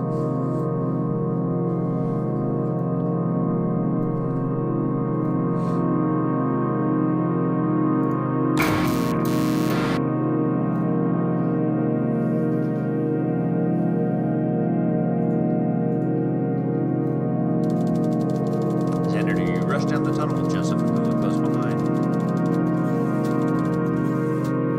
That got kind of intense back there. No wonder they're still thinking about it.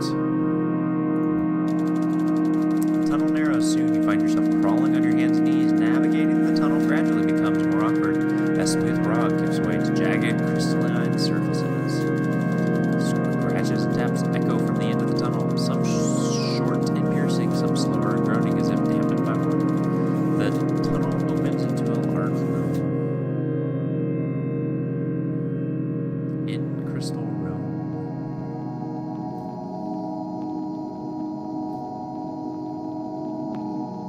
There's a weird person.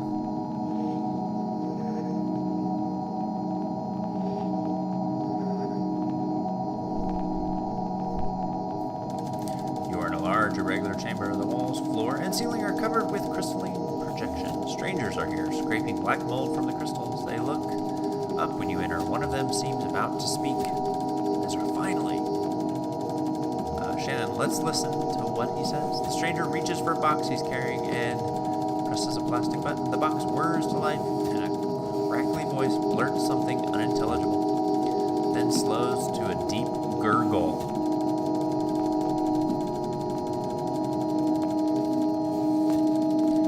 He looks at his companions momentarily in confused disappointment. Then he returns his awful gaze to you. Joseph flees through a tunnel to the north. Lula flees through a tunnel to the northeast. Follow Lula. Run north. Lula's headlamp scans across the northern passage as you run. Soft shadows looming perplexingly from floor to ceiling. You feel around to distinguish shadows from crystals, but eventually find yourselves cornered. You have hit a dead end. Lula, who are they? Let's find a way out of here. Escape. That's not a verb I recognize. Typing. Look for escape. You can't see any such thing. Lula, listen. I think they've gone back to work. They seemed strange somehow. Maybe they've forgotten about us. Alright, let's try to pass them quickly now. Don't make eye contact, and then we'll find our way back to the equipment. In bed quilt. Xanadu, you're in bed quilt. A long east-west passage, holes everywhere. Lula is here, panting for breath. Lula, did they follow us? Where's Joseph?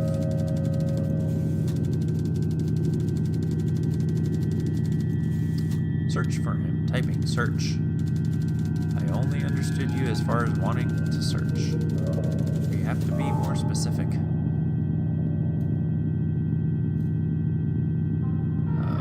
With the equipment. Various computer and audio equipment casts angular shadows into the tunnels as you scan slowly across the pile. Nothing. Now one of the tunnels. Type search tunnel. You select the tunnel at random. Your lantern illuminates several sets of footprints on the moldy cave floor, but they are impossible to identify. Joseph climbs down from the rope still tied above. That damn sound, those damn voices. I don't even know what direction I was running. I wove through that network of tunnels. I ran my hand along the wall, always turning left. But every turn and every rock felt the same. For all I knew, I was running in circles. Finally, I ended up here. And I hid. I panicked. I heard you talking, but I didn't think I could trust my senses. But listen, there's one thing I have to tell you. While I was out there lost in the tunnels and caves, I came across the Zero, and I had no idea. It's like a real place. They picked up garbage, they deliver mail, they go to work and to church, but it has an awful kind of emptiness. Wandering through, I heard horrible echoes. Weird images got burned in my mind's eye. A television, a scarecrow, a crystal, a feather, a sandwich, a CRT monitor, a bottle, an anchor. Looks down at her feet. What's up with Lula? Ask Lula what's up. Nothing. just, Joseph, you sound disturbed. Lulu, have you heard the same damn story as I have? It doesn't matter now, damn it. I'm leaving. To hell with all of it. Get him back on track, we're so close. Divert Joseph's attention. You shout something at Joseph about a project you were working on together. You'll die in those damn cult caves. And what about those men? You know they'll come back. Tell them, find somewhere to start a fire. Suggest finding somewhere to start a fire.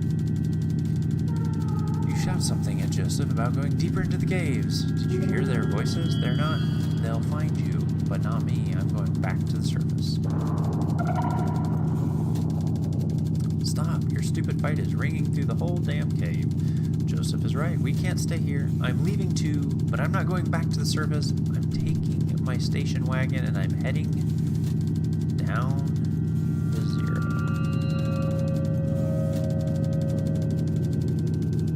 I think we need her to stay. Ask Lula to stay. You plead with Lula about your continued collaboration. I actually have no idea why we're doing this anymore. I'll send you this tape when I'm done recording. I'll put it in the mail and then you can see what your damn machine does with it. Lula and Joseph have left.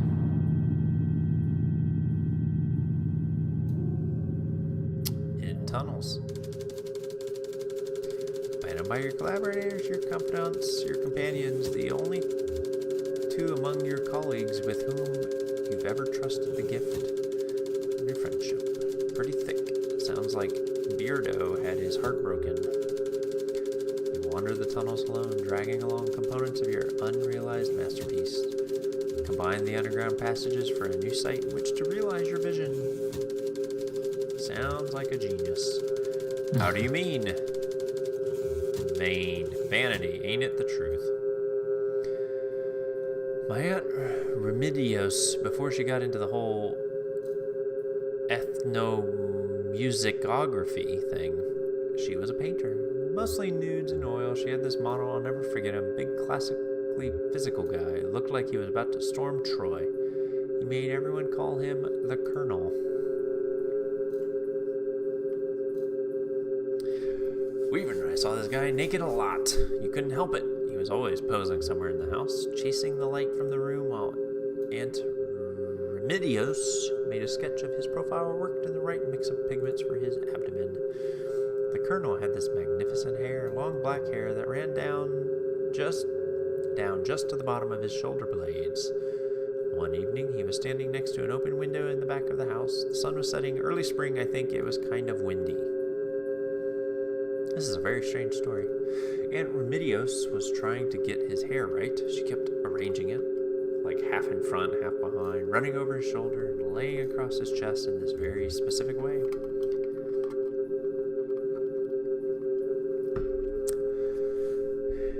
But it itched him or something, and he'd do this weird, indignant shuffling thing where the wind from the open window would push it around, or he'd start and turn his neck when Weaver or I ran by, and everything would be tangled again.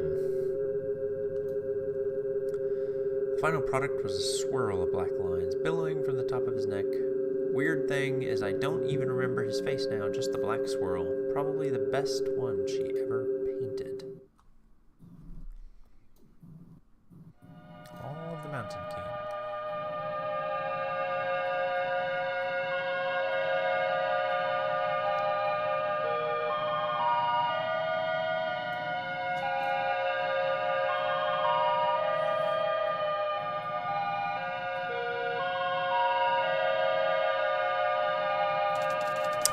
After what may have been years, you stumble out of a tunnel into a cavernous open space. Stalactites adorn the ceiling like grotesques. In the center of the room is an enormous rocky spire. This is where you will set up your equipment and establish your legacy.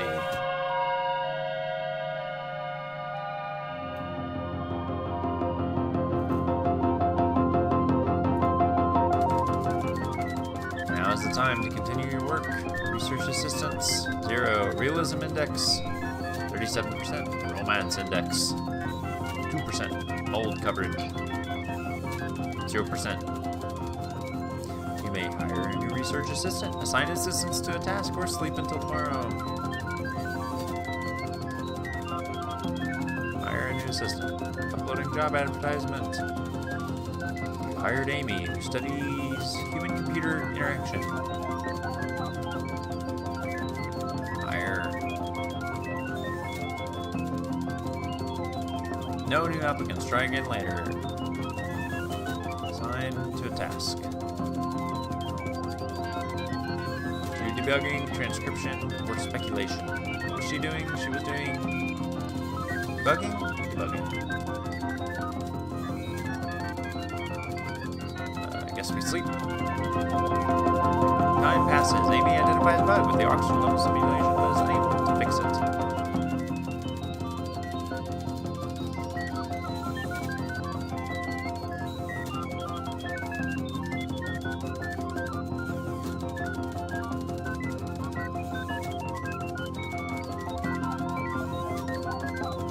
No! I wanted to hire, but it moved.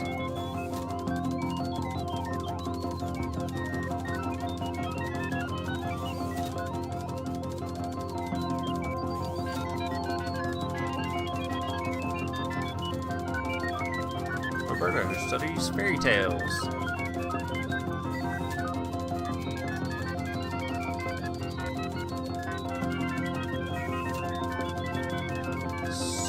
Speculation. Okay. I have no idea what I'm doing, by the way, but I think we're winning. Amy fixes some weird math with some weird math. Roberta posits the nature, not reason, is the master of industry. Greasy black holes collecting on the computer equipment. Now is the time to continue your work. Oh, yeah, we get the realism up.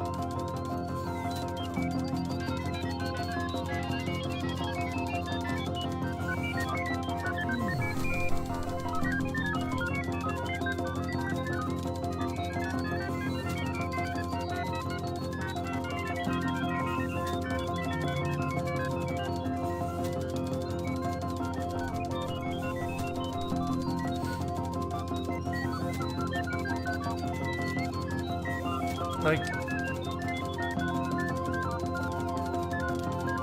is it possible to fail this? I don't know.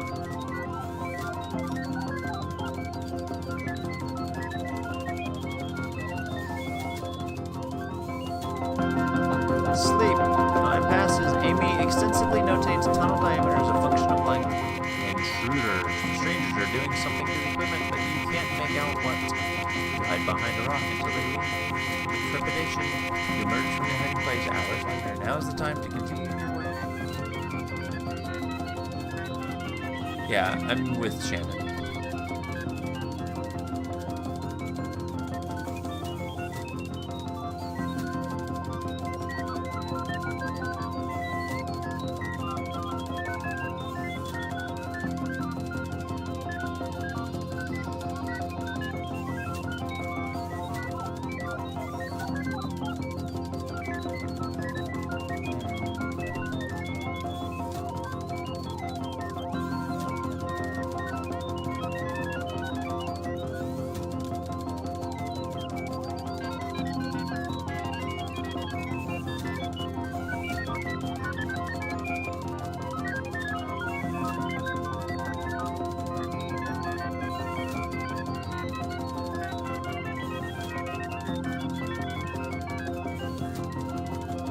Ah, look at that. I had like research assistants being idle. I have like I think we're getting there, y'all.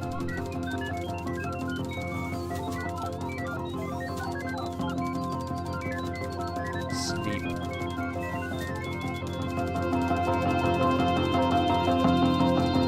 Roberta widens tunnel slightly to reduce the need for extra crouch commands. Andrew makes adjustments to the echolocation algorithm fast enough like normally instead of getting hung up on each other's wings and clustering together like horrible leathery tumbleweeds. Weaver summarizes the migratory patterns of bats through the tunnels.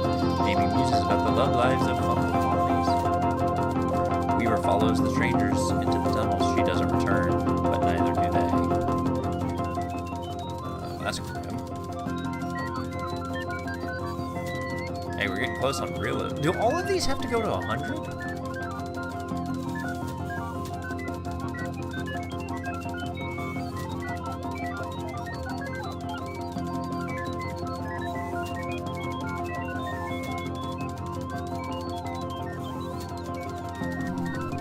Rick.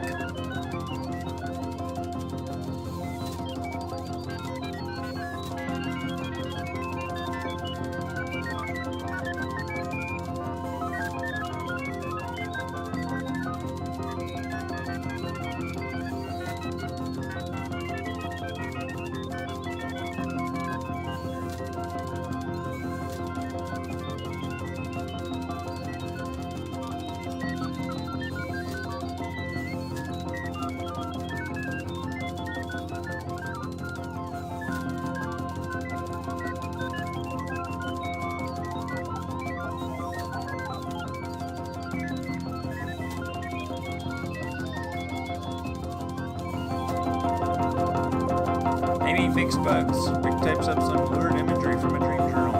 Andrew carefully transcribes the sounds of dripping water and all other variations over periods of water makes a convincing argument for the edibility of stone. Greasy black molds collecting on the computer equipment.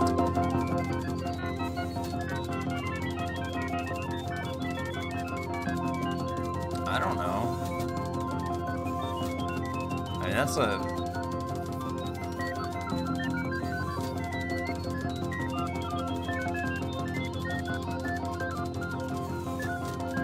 Close, I can feel it. I like it. Let's see if we can get a new dude. Marianne, great. Yeah, assign. Debugging. 1 to that. Then we'll do 2 to... I don't know. Yeah, I honestly don't know. 2 to transcription.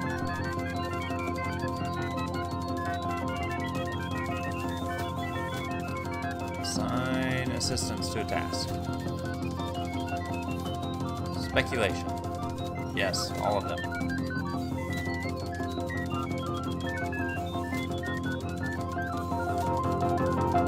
Fix bugs, transcribe experience, discard centuries of Gauss data. Maybe had ideas. A mail carrier on a bicycle brings you a sizable bill from the power company. Now's the time to continue your work. Oh my gosh, it went down.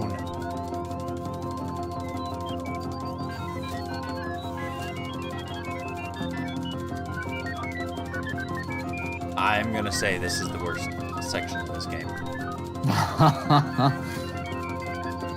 Well, it's distinctive, if nothing else. It is distinctively bad. Alright, 222. Let's do it.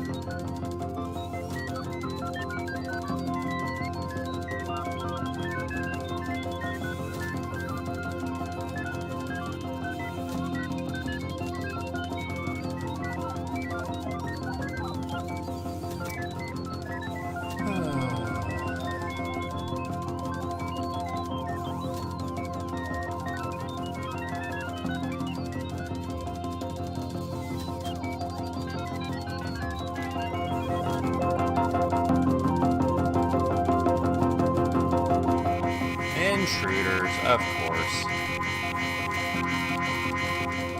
They took the mold.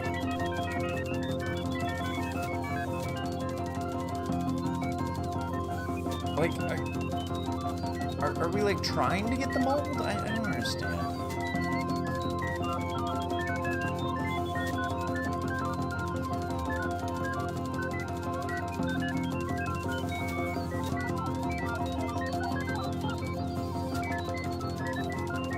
I'm gonna try something different here. We're gonna do 1, 1, and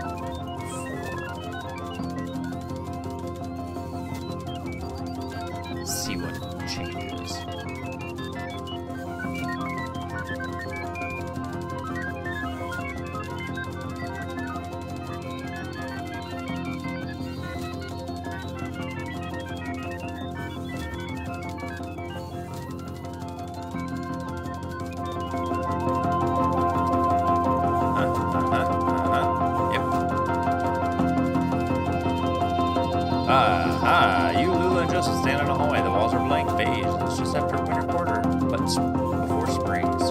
students around. Joseph says something clever, and Lula leans on his shoulder. I wish that instead she had taken your hand, or that there were any other option. Now is the time to continue your work. Oh, realism index took a hit.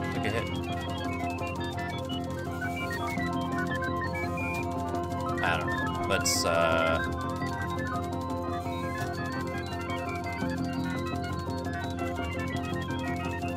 all of them. Put them all on it. No, not one. That is the wrong thing.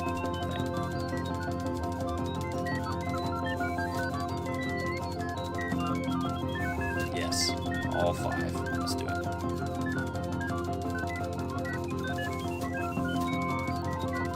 Steep.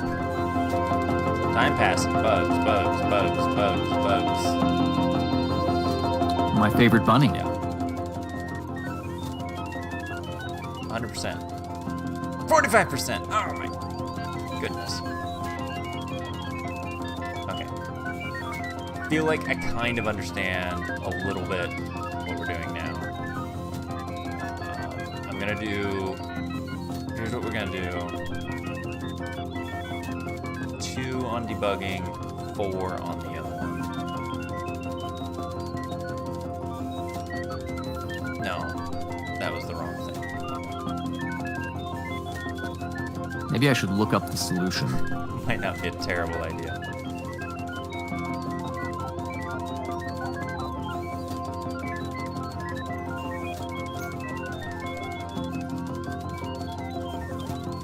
We're good. No, I don't know that we're good, but we're gonna try this. Bugs. Experience.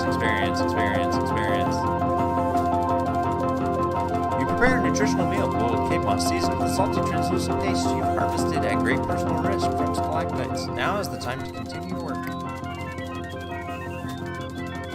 100%. 42%. Well, that's not very good.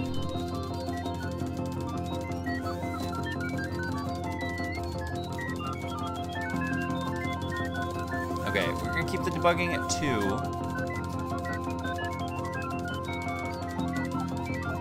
Keep it at 100? I don't know. Just making stuff up as we go here, y'all.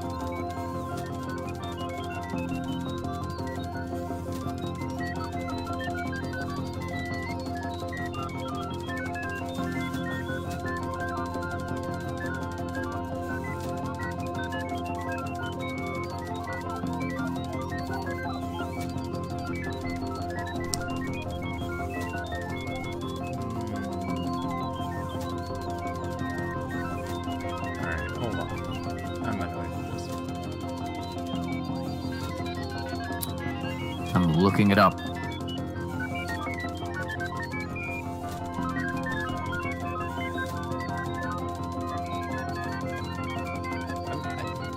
Basically,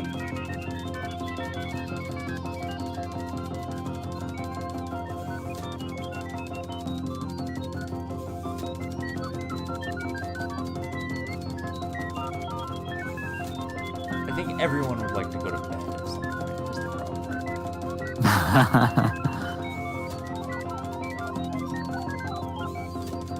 Actually, really hard to find a walkthrough for specifically Act 3. Yeah, let's see. I have kind of an idea. No, I didn't want to assign 5. Whatever. Try to quit and start over. I want to keep playing. Come on, kid, we've got stuff to do. Typing quit. Are you sure you want to quit? Yes. That was a rhetorical.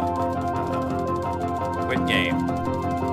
I only understood you as far as wanting to quit.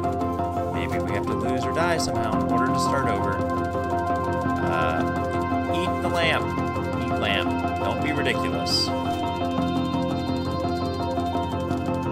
have to wait Wait indefinitely. Time passes. Research assistants come and go. You don't encounter the strangers again, but sometimes you can hear the uncanny echoes of their voices off in the tunnels. Years pass, mold accumulates. You and the remaining research assistants take the burning, disused equipment in the center of the room. The black mold is intensely flammable and makes an excellent catalyst. It leaves behind a sweet, narcotic perfume. One night, you have visitors, outsiders, different ones. Then, later that night, an old friend. Lula, you really did go deeper into the caves. Xanadu, premature end file. Press any key to quit. Perfect. What a strange game. Act 3, Scene 10. Oh no. This act may go on forever. I want out. There's Lula. Let's go talk to Lula. Lula, to Donald, you really did go deeper into the caves. Well, you were easy enough to find. I've met a few of your former assistants. One can't help but hear things. So this is what became of our project. Donald, I've made some additions. Joseph stole the data tapes for the first half, so I've had some blank spots to fill. Yes, I know. He published his version, actually. I'm sorry to report that it's a bit tediously sentimental. We've been looking for you. So you found the address data? Just pass it over to Donald here. Donald, will you be a dear and crunch these numbers? We're looking for sort out a street name collision. Dogwood Drive. Oh man. How long does this take? Should only be an hour or so. Andrew will carry it over to... I'll be at the bureau for the rest of the night. Just mark it private materials for the attention of Senior Clerk Chamberlain. How do we get to the bureau from here? The bridge. Yes, the bridge. Through the gate over there. Sentimental. Now we too recede into history. Good night, Donald. To Shannon. Meet at the bureau. We'll get you on your way. Head counterclockwise to the cathode ray, then turn around. Then it's just clockwise until you find the bureau. Quietly between us, I think you should drive.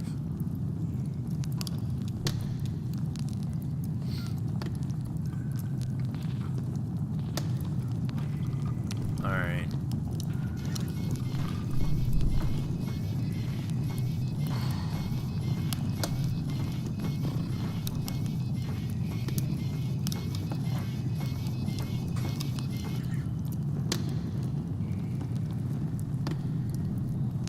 Gate is open.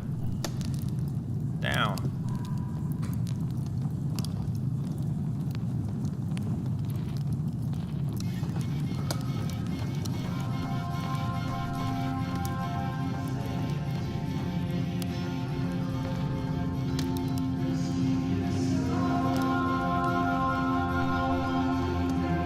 Hey, it's our banjo dude again.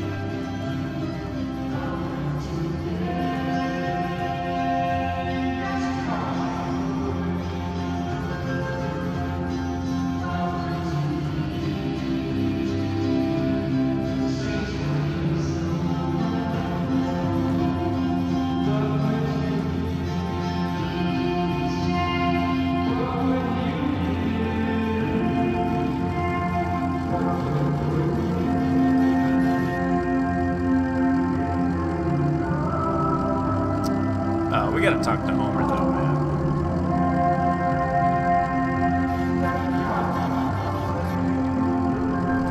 man. Thanks for waiting, Homer.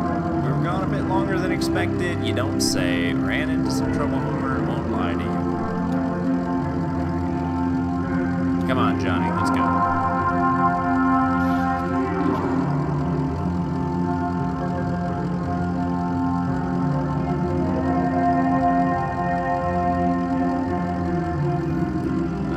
Back in the truck. I like how we're like now just oddly on the other side of the bridge. Okay, she said counterclockwise.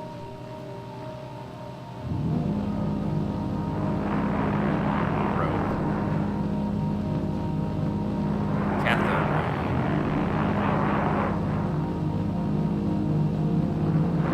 ray. Sprocket.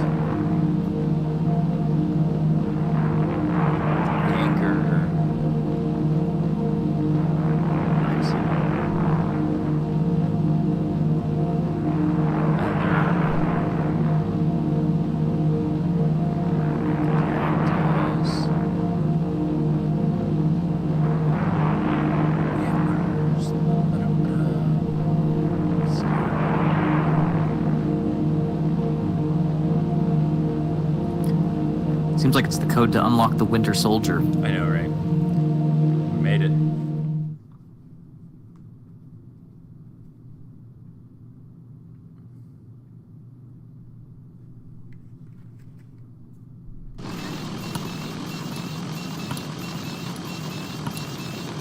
Alright, let's go talk to the receptionist.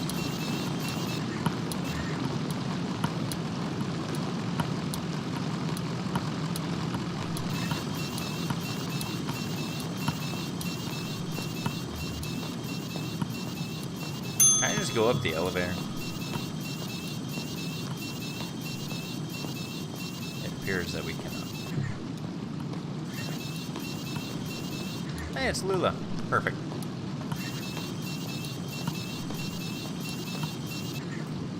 Here you are. Marianne has the rest of the evening off, so I'm minding the desk. Any word on the address? The results just came in by courier. Good news. Donald and his assistants were able to sort through the noise. I had Rick cross-reference the results against some of our records. He found a corresponding mail stop on the Echo River route. As it happens, the night ferry is scheduled to make its stop here shortly. The ferryman carries the mail and collects the garbage as well. I'm sure you can catch a ride out that way. You're welcome to wait here. I have to get back to packing. Thanks for your help. Happy to help. Haha, I suppose we just repeat it until it's true. Safe travels. Try to stay out of the water. It's colder than it looks and deep. I don't say. Come on, robot lady.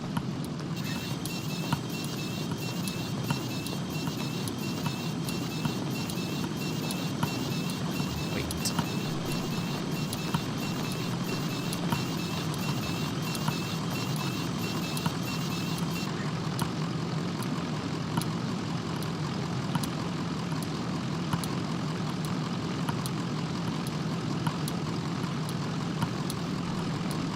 Do we have to wait? Oh, who knows?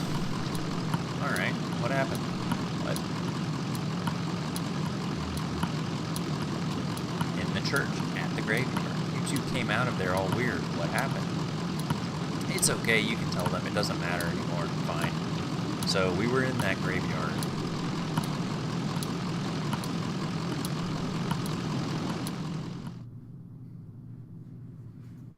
Act 3, scene... Where the strangers come from? I think I said.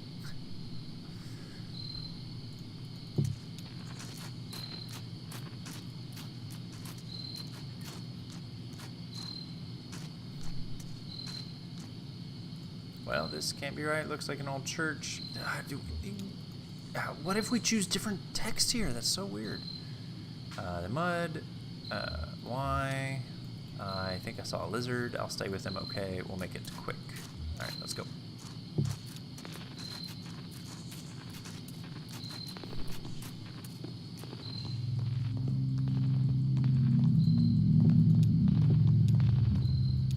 Still. Handmade apparatus from the production of moonshine assembled from scavenged parts. The church floor is cold metal, scuffed and flexed by unknown boot heels. I guess we set.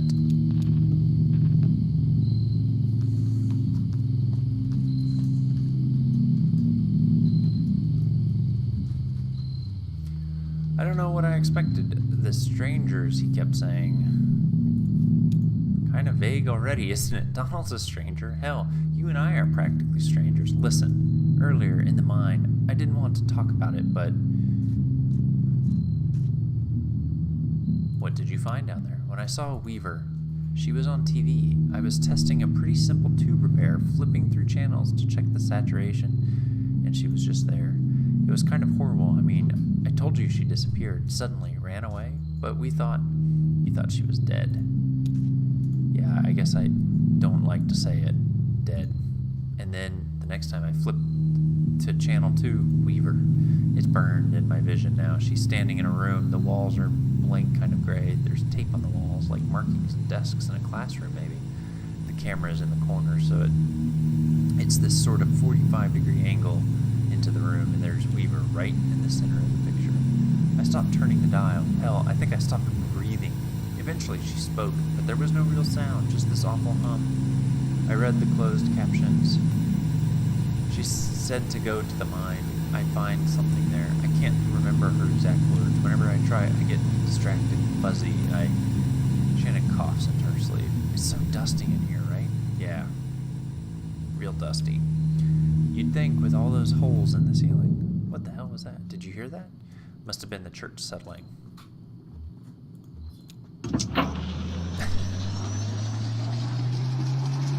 Elevator couch.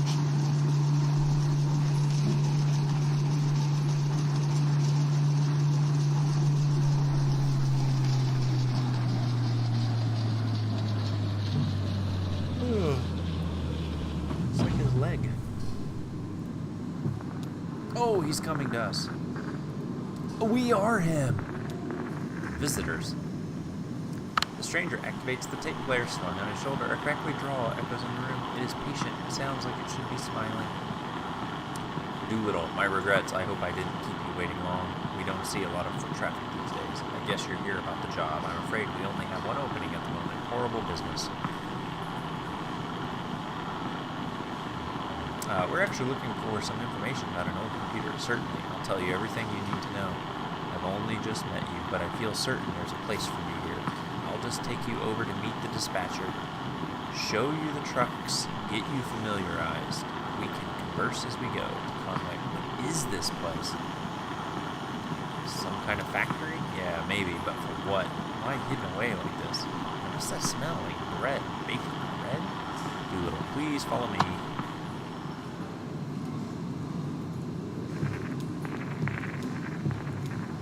Wait.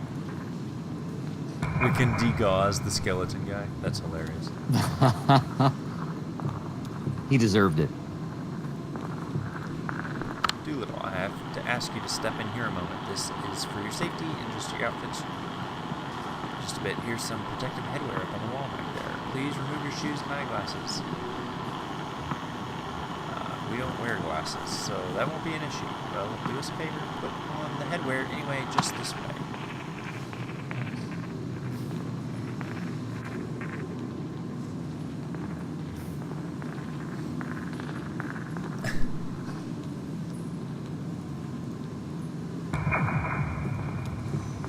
Because I can. Hey, look at these little cart things. They're cute. Shuttle. Doolittle, here's the fleet, haha.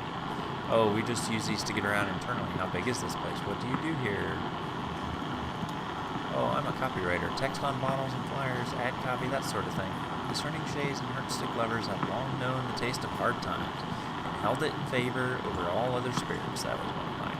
So the trucks are just east a ways. In shipping, you can become acquainted with the dispatcher there.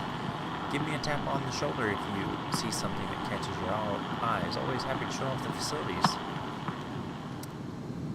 Yeah. So this is obviously the whiskey place or whatever. Now we're driving a car.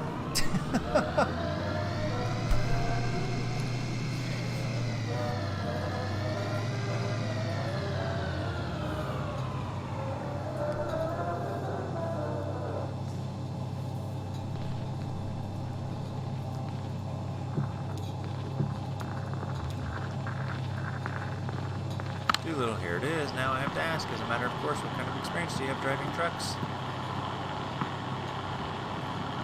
I drove deliveries for an antique shop up until this last run. Ah, precious cargo. You'll do just fine. And you can drive safely, can't you? I haven't any doubt. Now it's only after what happened with Miguel this evening. I've been driving all my life, for better or worse. I suppose that's all you must say. I like that. Never say more than you must. It's boastful and ugly. I do pity ill-fated Miguel. He was good company and slow to anger, but if we're speaking confidentially, well, with all that lost product to be repaid, bourbon and glass dashed across the interstate, a few casks too. We're all just thankful he had no next of kin. So let's see if we can ring up the dispatcher. Doolittle starts the truck, switches on the CB radio, a deep, monotonous voice drones and dashboard. Dispatcher, 1020 on that load, come back. Voice, radio voice number 1. Up in the Hummingbird Cave, 1012, City Kitty. Doolittle into radio. this a good time, dispatch? We may have found Miguel's replacement. Thought you might like to get acquainted. Dispatch 29. Introduce yourself. Hello. Tell dispatch something impressive about yourself. They're very well regarded here. I'm not really here for a job. I'm not 99 wheel holder. Gotta pay the water bill. So I'm certain they'll call back before long. Let's take a look around the truck, eh? Okay.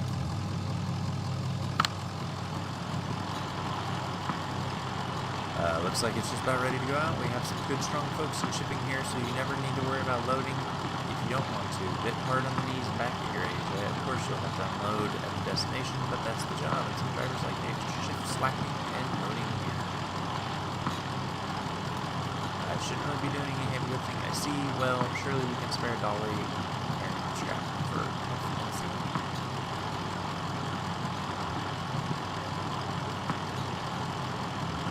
Conway woke up on baled hay. Everything was too bright. His head hurt. The usual. Lisette and Ira argued loudly just outside the open barn door. She wanted Ira to take him inside and shower, have some coffee, get to the job. Ira said there wasn't time. Conway was in no condition. It was an important job. They couldn't put it off. Ira said to let the deadbeat sleep it off and then send him packing. He said Charlie could do the job.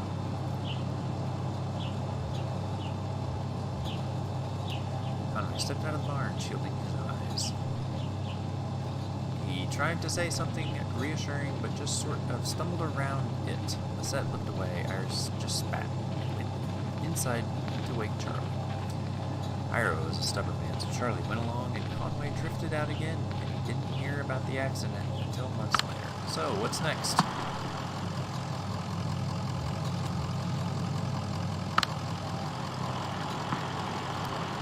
Oh, sure, we know you'll want to. Look, kick the tires. That's a thing we do, isn't it?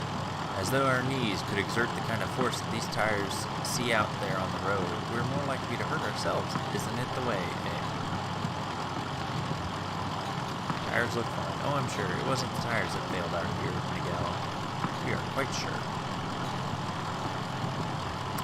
Conway sat in a dim room full of folding chairs.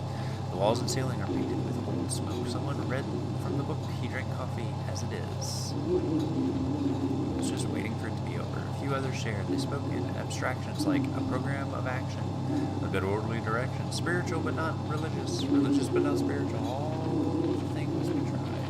It was over. They clasped sweaty hands through a short prayer and set back out in the middle. He started walking. He was always walking these days. It was good to slow down. Felt clarifying like a walking meditation. The road ran by a creek. He took an unforeseen detour where the creek and road parted, following the edge of the water. Skipped a few stones along, then stopped to consider an overturned boat. Then surrendering that wandering and looking without purpose. He was coming to rely on his purpose.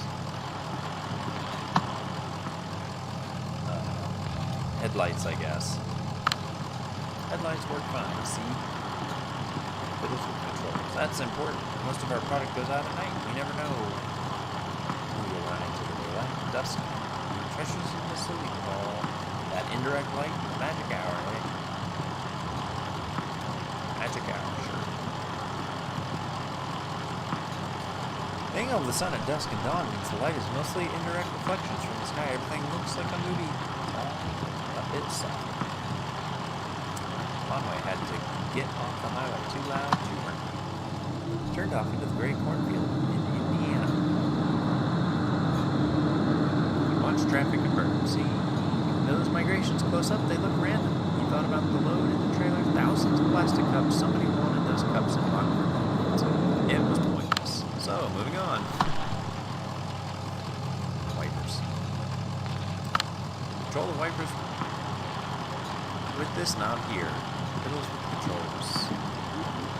They seem to have a decent torque to them, eh? That's what I think of wipers. Can't say how they'd fare in an ice storm, but we must never delay a shipment. Better to assume the risk. Always clear skies down here, so I hear, but most of our products are delivered by surface roads, which feel rain quite often, particularly in the spring months, so I hear. They ditched class for the day to drive in the rain. It was pointless to stay. All review he was lost cause, and she didn't need it anyway. She was smart and bored. It was time to cut out. Shitty day, rated him for mature, though. 83 and biblical flow. They went to see a movie. It was some anonymous swashbuckler film about real men and women, real tights, real lips, fake blood. They brought a flask. They smoked cigarettes, drank awful hooch, whistled buckets of rain. She sang about someone she wanted once to have loved. Brown hair curled around her ear. She had a voice like Scotch whiskey. It's time to go. Stiff drinks were wearing on him. He felt a surge of dejection. He knew she'd keep singing. He thought she should sing for someone who deserved to hear it. He knew she'd find a ride, so he slipped out alone. He sat in his car and went over some options. Chicago, Toronto, Barrow. It seemed like a bold and impulsive gesture to him. He pulled out of the parking lot, moved his hand through the steering wheel for a moment, and felt the car drift into a decision. Years later, he'd think of this as the moment he himself studied. Honest technology, best suited the job, man. Plenty good.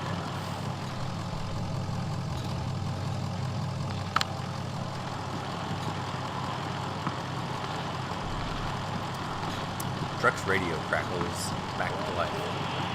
Dispatch. Driver, come back.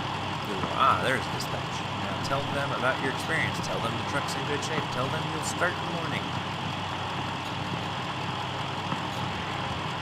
I really can't. Yeah, we've got to finish this delivery in a few. Radio voice number 1033 dispatch. We've got 2 black eyes and a flock of crocodiles come back. 10-4, back it down and prick your eyelids, driver. Come back, Lem. 10-4. Come back, pull over. 10-4. Nah. Thanks, Lem. Dispatch is addressing you. Into radio. Use here, dispatch. Got your ears on? Good. Listen to this. Silence. So, I think that went well. I agree. So let's head back up to logistics and seal the deal, Ed. And I've got one more thing to show you.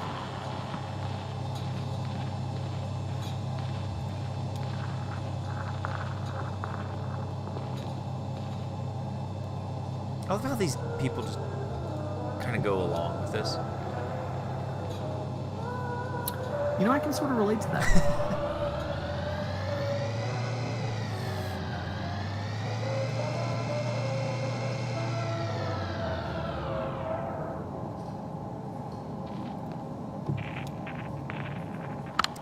Let's head back upstairs, eh? I have one more thing to show you. Wait, we only came here looking for some answers about this stupid moldy computer. Oh, the old man in the cave with the moldy computer. The black mold. It's drawn to whiskey. It feeds on ethanol fumes, you see. As we age the whiskey, some of it inevitably evaporates into the air. The angels share. It goes through the vents here and out into the caves. If we can scrape up that mold, we can usually apply some pressure and cold to it, squeeze and condense the angel's share back into drinkable whiskey. Every drop counts when you're making a living on this stuff, so we'd go down and scrape it off his equipment, just like any other place goes. We kept sending his people here to drive us away. Paranoid, truly paranoid. Well, now we have the formula, so we don't need to go collect the mold. Since we stopped going down there, I'm sure the mold's gotten pretty thick. Try cleaning off the tiny crystal. That'll get you going, I'm sure of it. So, join me upstairs. No. Oh, gotta go upstairs.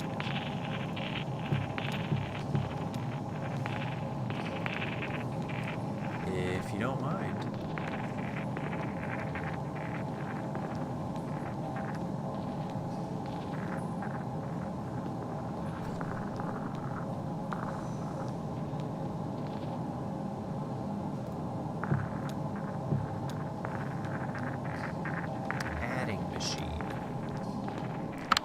It is a beauty, wouldn't you say? It's an antique, you know.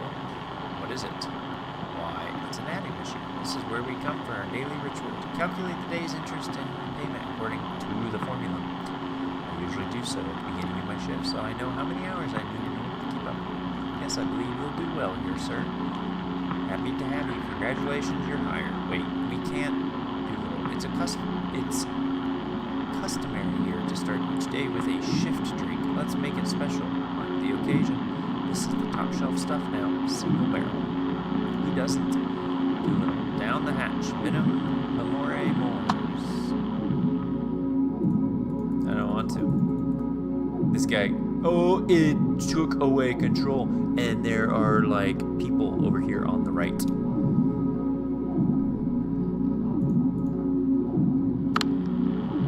Decent enough. Welcome aboard, Shannon. He's not working for you. We have to get back to this hour. He's has a delivery to make. What's this? Not working?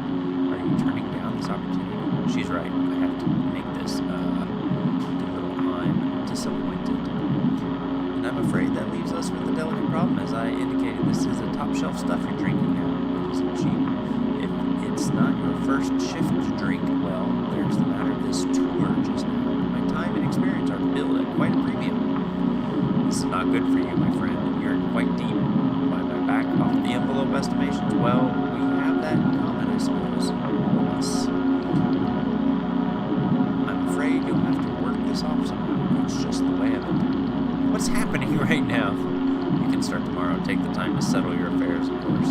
The interest begins to compound immediately, and, well, we'll go over the formula when we get here. I should get back to work. See you tomorrow, then. I mean, Conway obviously has, like, a drinking problem from that little bit. Yeah, or some kind of substance. Yeah. So I guess I start in the morning. I guess. I'm confused. It's just the way these things go, kid. It still gives us a few hours to roam, right? Where's that ferry?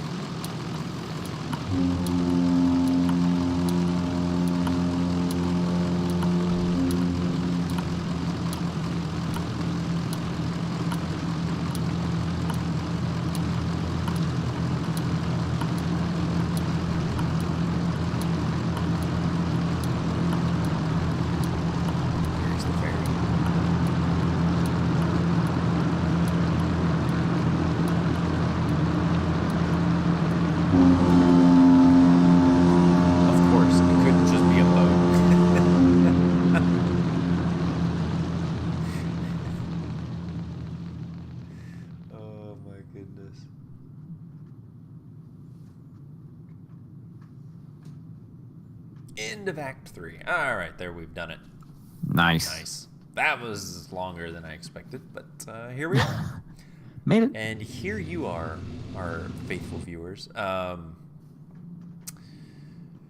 no, thanks for joining us. Kentucky Route Zero Act 3 in the books.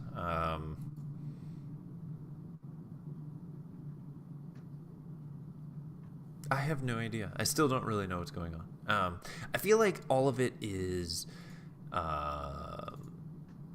sort of alluding to issues that these people have in their, like, normal lives, I guess. So maybe as we play, we will start to uncover that a little bit. I feel like we're getting to the crux of Conway's obsessions. Yeah, so we'll see. Pretty interesting. So Kentucky Route Zero Act 3. Thank you for 24-hour stream. No thanks. I have to get up in a few hours for work. Thanks again for joining us tonight. You know, we do this every Monday, 10 o'clock Central, and sometimes a little bit earlier. Sometimes we do it multiple times a week, right here on twitch.tv/GameBytes. You can find the archives, particularly if you missed the first few episodes of Kentucky Route Zero. You want to go catch up on those. It won't help. You'll still be confused. Don't worry. Please watch them and tell us what's happening, please. But you can find those on youtube.com/GameBytesShow. We do a podcast twice a week. You definitely want to go listen to. Find that over at GameBytesShow.com. You will also find our Discord channel over on our website and on our Twitch channel. I actually finally added it down to the Twitch channel, so you can scroll down and click on that, join our Discord group, and join in on the conversation. Talk about Kentucky Route Zero. Explain it to us, please. Join us on Twitter at GameBytesShow. You can find me at red_I. You can find me at Jeremy_Lamont, and you can find our podcasting compatriots Legrand Jolly is at Legrand, Legrande, and Dale Jones is at Count Helmdor. That's right. So join in all of those things. You must. It's an imperative. And your life will feel more complete when you do these things. Do yes. or do not. There is no try. So thanks again for joining us, and we will see you next time. See ya.